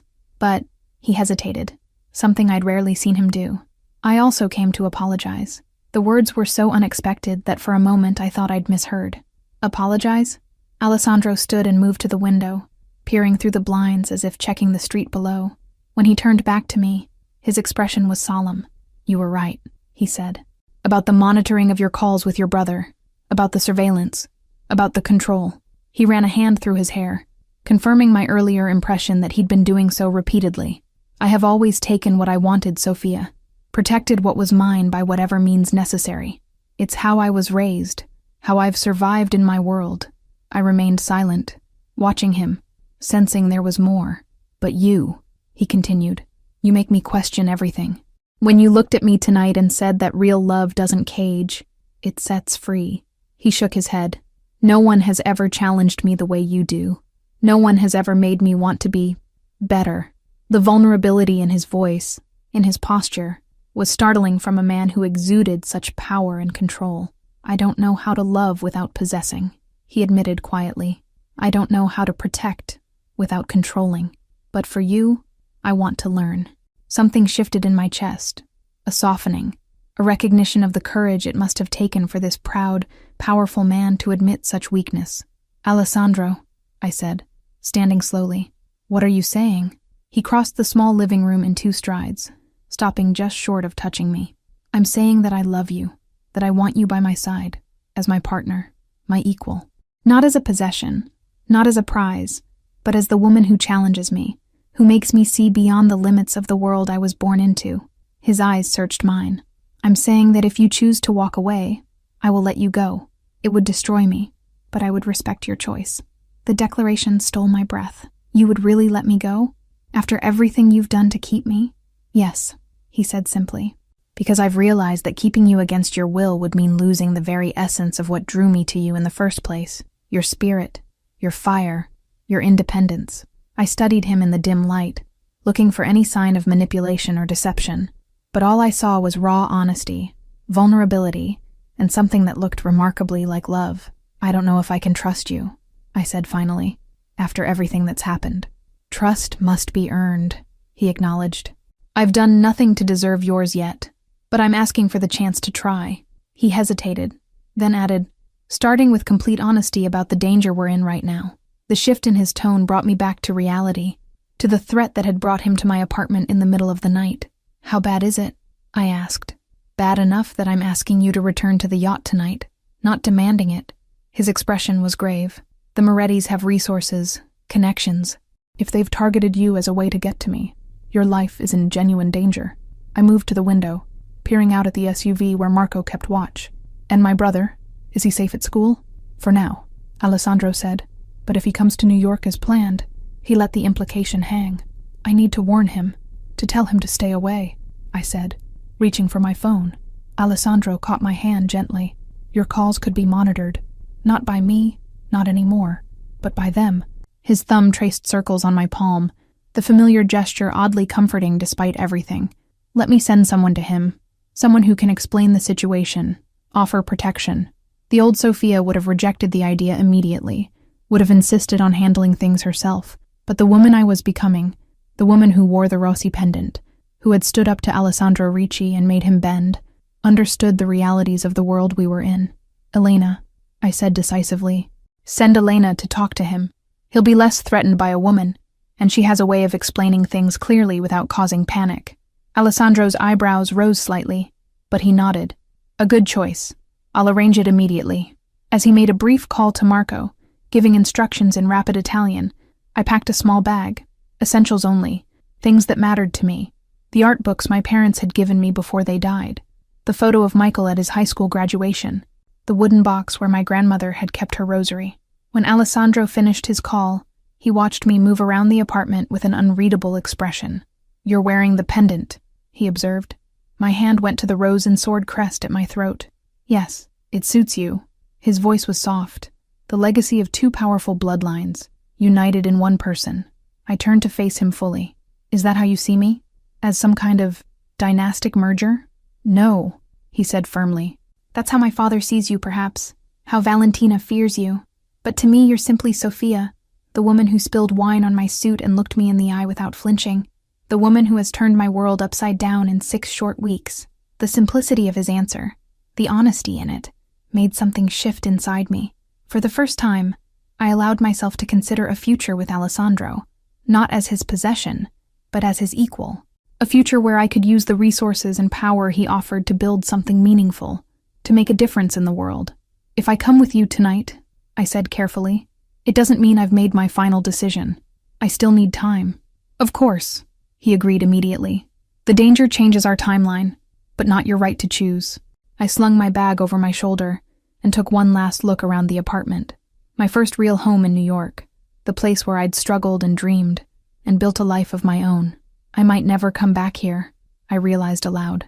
Alessandro moved to stand beside me, not touching me but close enough that I could feel his warmth. "Wherever your path leads, Sophia, with me or away from me, it leads forward, not back. You've outgrown this place, just as you've outgrown the life you were living before we met." The truth of his words resonated within me. Whatever happened next, I couldn't go back to being just Sophia the waitress, dreaming of someday using her art history degree. That woman seemed like a distant memory now, a cocoon I'd shed without realizing it. "I'm ready," I said, turning to face him. "Take me back to the yacht, and then we'll talk, really talk, about what happens next." Alessandro's smile was unlike any I'd seen from him before, not predatory or possessive, but genuinely hopeful. He extended his hand, palm up, an invitation rather than a demand. I hesitated only briefly before placing my hand in his. Marco was waiting with the SUV when we exited the building, 2 other vehicles flanking us as we drove through the quiet pre-dawn streets of New York. Alessandro kept my hand in his thumb tracing reassuring patterns on my skin, but he remained silent, allowing me space with my thoughts. The yacht was illuminated against the night sky as we approached the marina, its white hull gleaming like a beacon. Security had been visibly increased. Armed men patrolled the docks, and I counted at least 6 guards on the vessel itself. "Is all this really necessary?" I asked as we boarded. Alessandro's expression was grim. The Morettis wouldn't dare move against me directly, not without support from other families. But you, he squeezed my hand gently. You they see as an unexpected vulnerability, a way to destabilize me before making larger moves. Because they think I'm important to you, I said. Because you are everything to me, he corrected. And they know it. We moved through the yacht to a different stateroom than I'd occupied the previous night. Larger, more central. And I noticed, with reinforced doors and what appeared to be bulletproof glass in the windows. My quarters, Alessandro explained as I took in the space. The most secure room on the yacht. I set my bag down, suddenly exhausted. The adrenaline that had carried me through the night was fading, leaving me drained. You should rest, Alessandro said, noting my fatigue. We can talk in the morning. No, I said firmly. I've waited long enough for the full truth. I want it now, while we're both too tired for games or manipulation. He studied me for a moment, then nodded. Very well. He gestured to a sitting area by the windows. What do you want to know first? I sat, gathering my thoughts. Everything. Start with my grandmother, the Rossi family, then your family, how they came to power. Then, I took a deep breath, then us. What you really want from me, beyond the romantic declarations.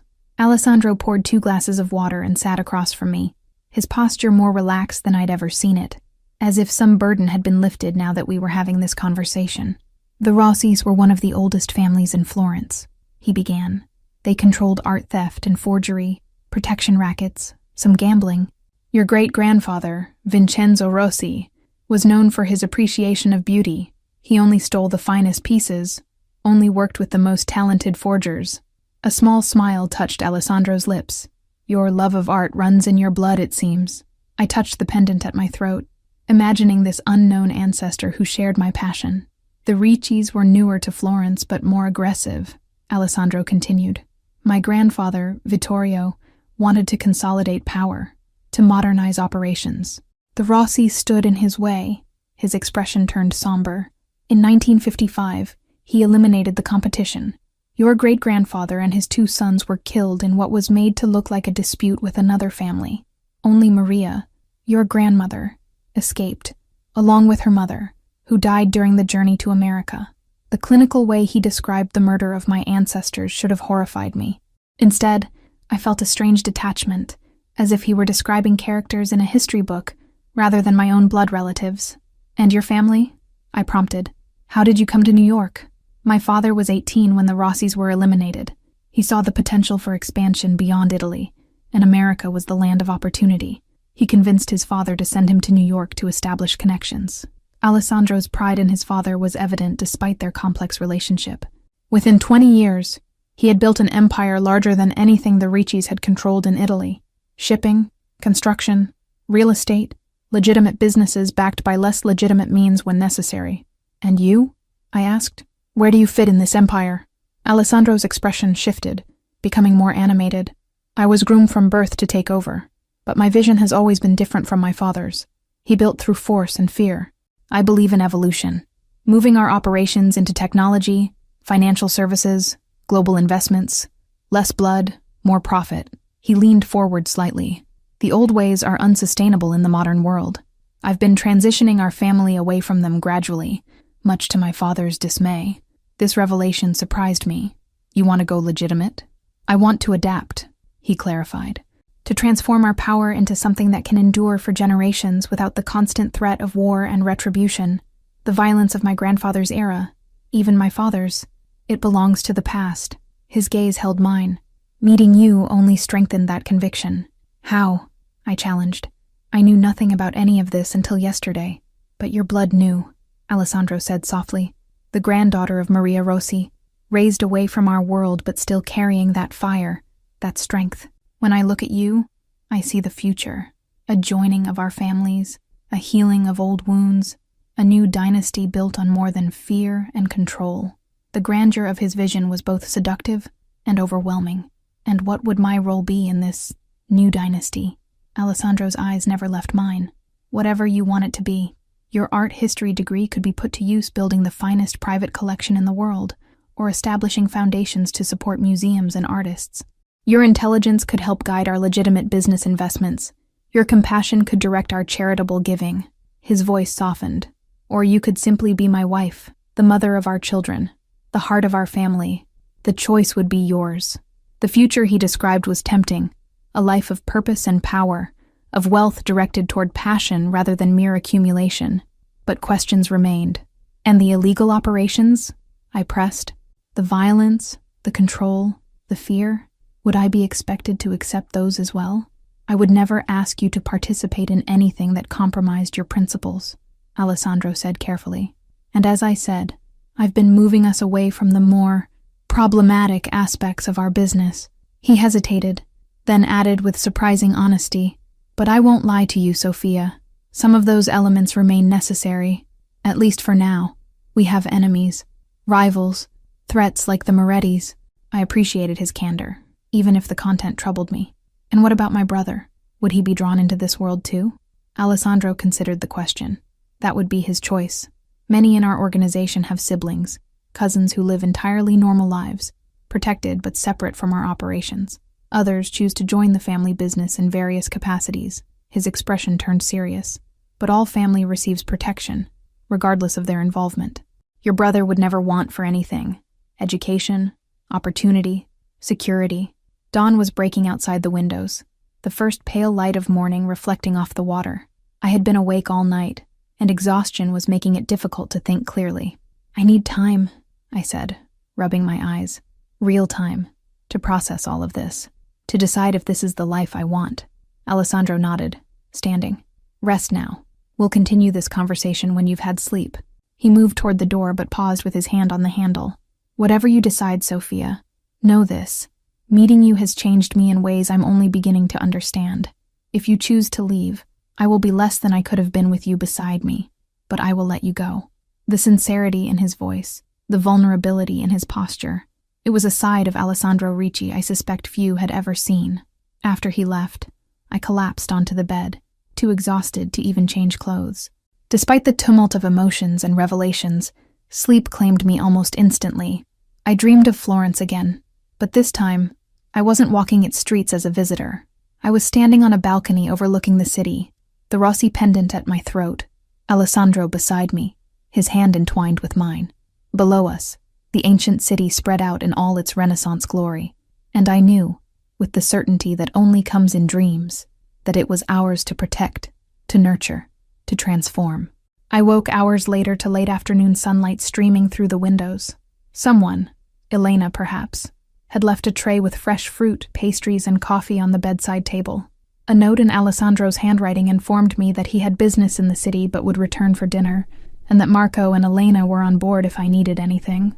After showering and changing into clothes from my bag, I wandered the yacht, finding it surprisingly empty except for essential crew and security.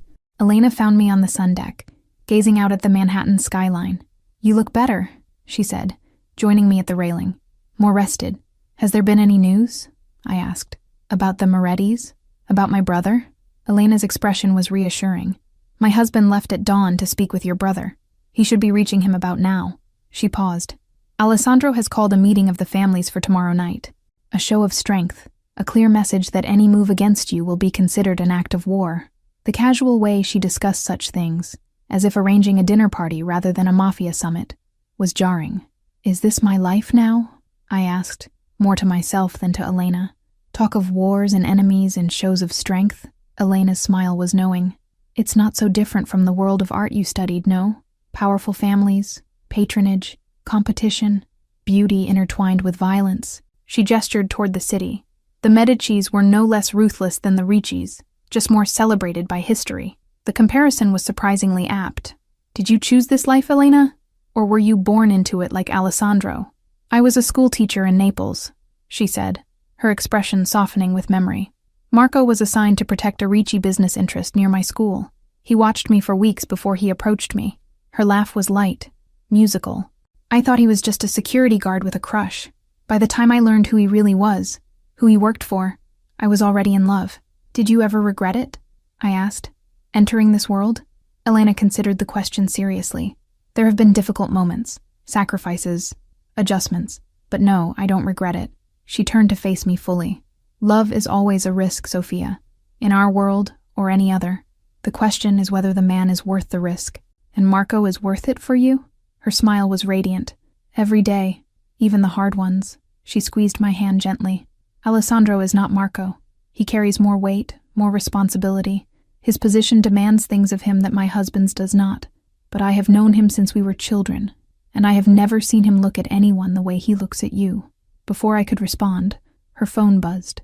She checked the message, her expression turning more formal. Alessandro is returning.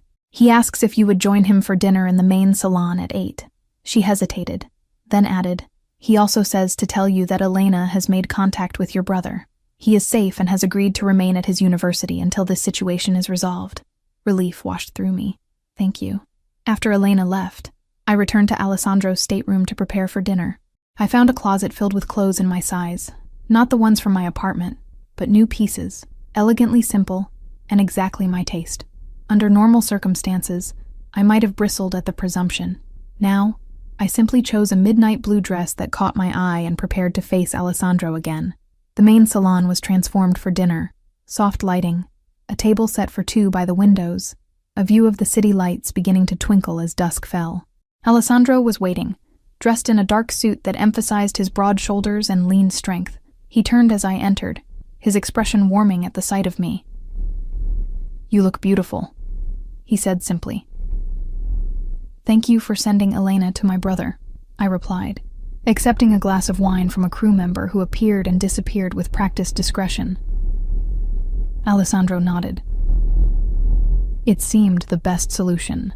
She reports that he was understandably concerned, but has agreed to remain on campus with additional security for the time being. Additional security meaning your men. Yes, he didn't apologize or justify it.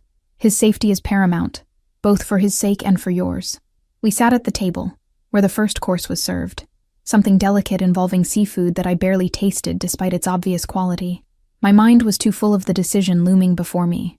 "I've spent the day thinking," I said finally, setting down my fork, "about everything you've told me, about the life you're offering."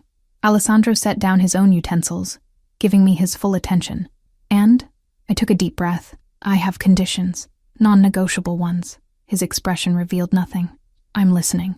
First, my brother remains completely uninvolved unless he chooses otherwise. His education, his career, his future, all of it proceeds exactly as he wants, with no interference." Alessandro nodded. "Agreed. Second, I want to use my art history degree, not just as a hobby or a side project, but as a real focus. I want to build something meaningful, a foundation, a museum, something that supports artists and preserves cultural heritage." A hint of a smile touched Alessandro's lips. "I would expect nothing less. Your passion for art was one of the first things that drew me to you. Third," I continued, my voice firm, "I want complete transparency. No more secrets, no more surveillance without my knowledge, no more manipulations.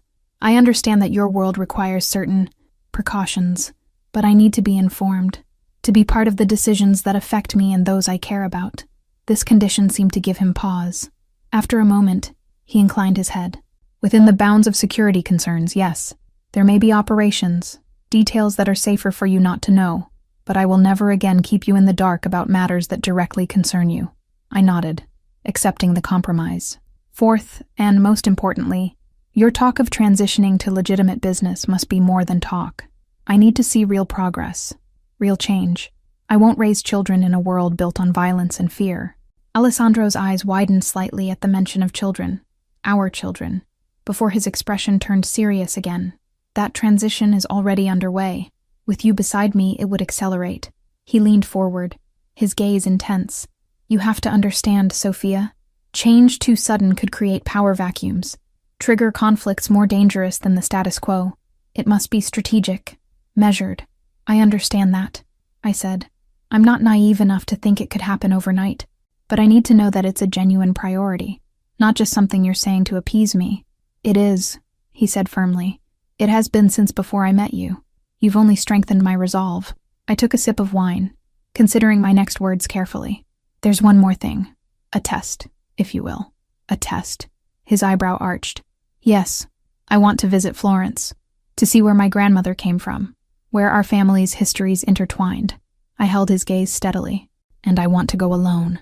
Alessandro went very still, The Moretti situation can be resolved, I interrupted. You said yourself you're calling a meeting of the families tomorrow. Once that's settled, once you've made your position clear, I want 2 weeks in Florence, by myself, to connect with my heritage, to think without your influence, to make my final decision with clear eyes. It's too dangerous, he said flatly. It's necessary, I countered. If you truly meant what you said about letting me choose freely, about loving without possessing, then this is how you prove it. Let me go. Trust that I'll return if that's what I truly want. Alessandro stood abruptly, moving to the window to stare out at the city lights. His back was rigid, his hands clasped behind him with tension, evident in every line of his body. And if you don't return? He asked, his voice low. Then you'll know our connection wasn't as faded as you believed, I said simply, that it wasn't meant to be. He turned to face me, his expression raw with an emotion I'd never seen from him before. Fear. Not physical fear, but something deeper, more profound. The fear of losing something precious, something irreplaceable. 2 weeks, he said finally, with security of my choosing, but at a distance, watching over you, not controlling you. He moved back to the table, his eyes never leaving mine. And then you'll return to give me your answer? Yes, I promised. One way or the other, I'll return with my decision. Something shifted in his expression, resignation giving way to determination. Very well. I accept your conditions, all of them. He reached across the table for my hand. But I have a condition of my own. What is that? His thumb traced the now familiar patterns on my skin. Before you go, before you make this decision that will change both our lives forever, I want you to truly know me. Not just my name, my history, my business, but me, Alessandro. His voice softened. Give me the remaining time before your trip to show you who I really am, beyond the power and the control. The man, not the Ricci heir. The vulnerability in his request touched something deep within me. Yes, I agreed. I want to know that man. Relief washed across his features, quickly controlled. He raised my hand to his lips, pressing a kiss to my knuckles. Then we have a deal, Sophia Riley. The following week passed in a blur of revelations and connections. True to his word, Alessandro opened himself to me in ways I suspected few had ever seen. He showed me the art collection he'd been building since his youth, not just valuable pieces acquired as investments, but works that spoke to him personally, that moved him. He shared memories of his mother, who had died when he was 14, a gentlewoman who had loved poetry, and had taught him that strength could exist alongside compassion.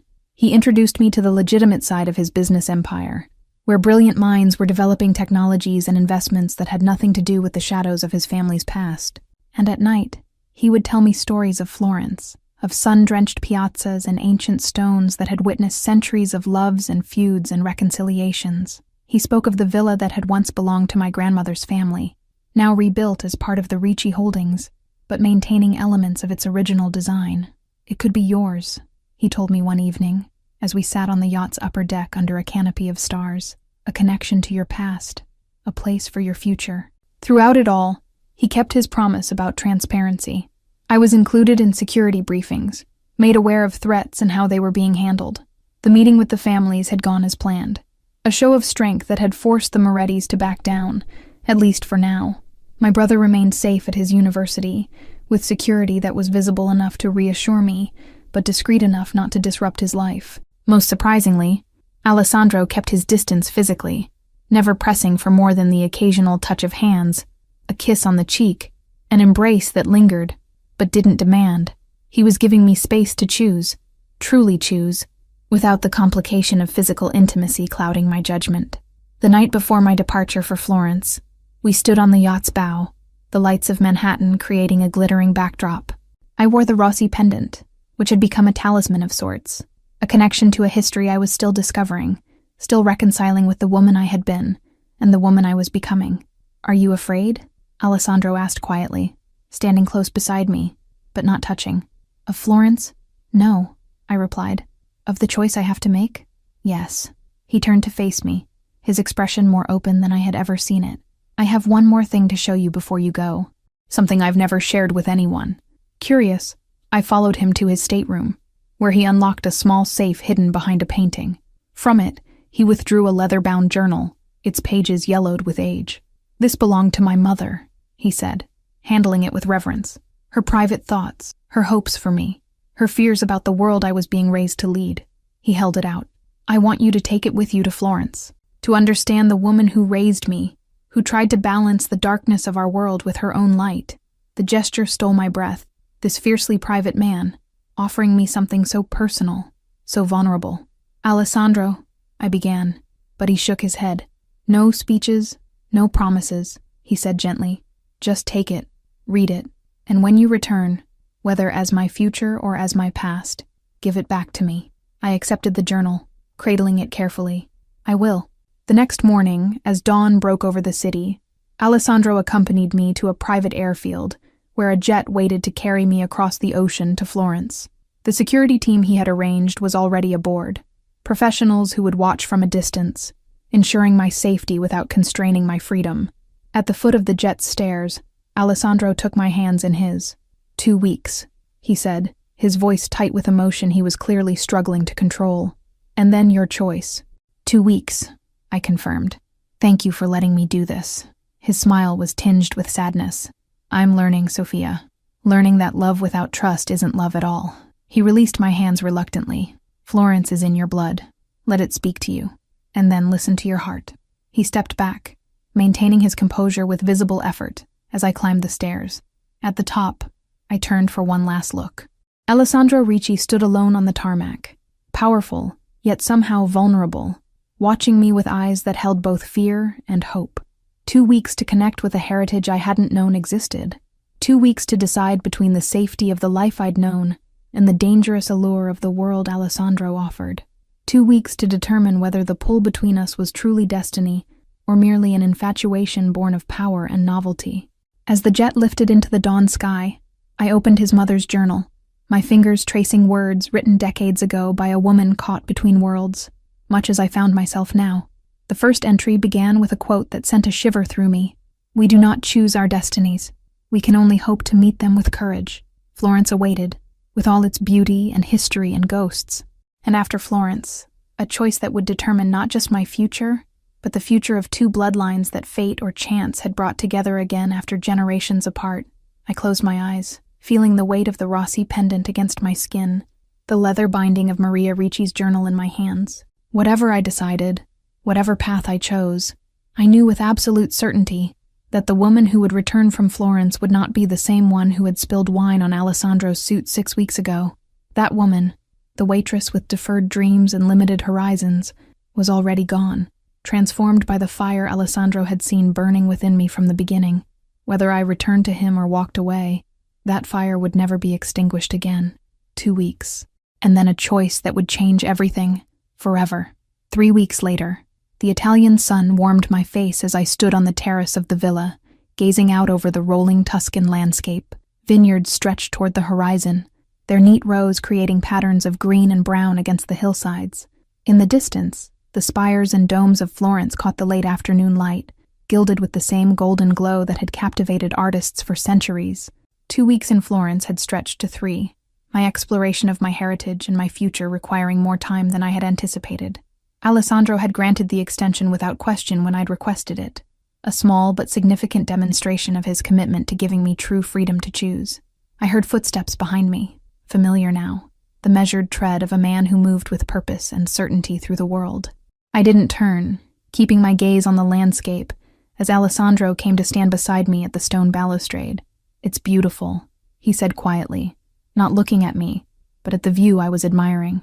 Yes, I agreed. I can see why my grandmother missed it, even after building a new life in America. We stood in silence for a moment, the space between us charged with everything that remained unsaid. I had returned to the villa, once my family's, now his, 3 days ago, but we had not yet spoken of my decision. He had given me space, patience, allowing me to reacclimate to his presence after weeks apart. You've restored it well, I said finally, gesturing to the villa around us, honoring its history while making it your own. Alessandro's gaze shifted from the landscape to me. Some things are worth preserving, even as they transform. His eyes searched mine. You've changed. It wasn't a question, but I answered anyway. Yes. My hand went to the Rossi pendant at my throat, a gesture that had become habitual during my time in Florence. I found pieces of myself I didn't know were missing. In the ancient city of my grandmother's birth, walking streets where both Ricci's and Rossi's had once wielded power, I had felt connections to a past that helped me understand my present and imagine my future. I had visited museums and churches, had spoken with old shopkeepers who still remembered stories of the families that had once controlled the city's fortunes. I had sat in sun-drenched piazzas, reading Alessandro's mother's journal, finding in her words an echo of my own struggles, a woman balancing love with independence, passion with principle. "And your decision?" Alessandro asked, his voice carefully controlled but unable to hide the tension beneath. I turned to face him fully, taking in the man who had upended my life, who had seen something in me I hadn't recognized in myself. In our weeks apart, his presence had never faded from my thoughts, his intensity, his complexity, the vulnerability he had shown only to me.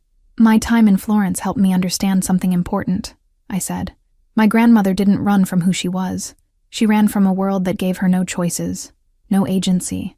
She reinvented herself not to escape her heritage, but to claim ownership of it on her own terms." Alessandro nodded slowly, his eyes never leaving mine.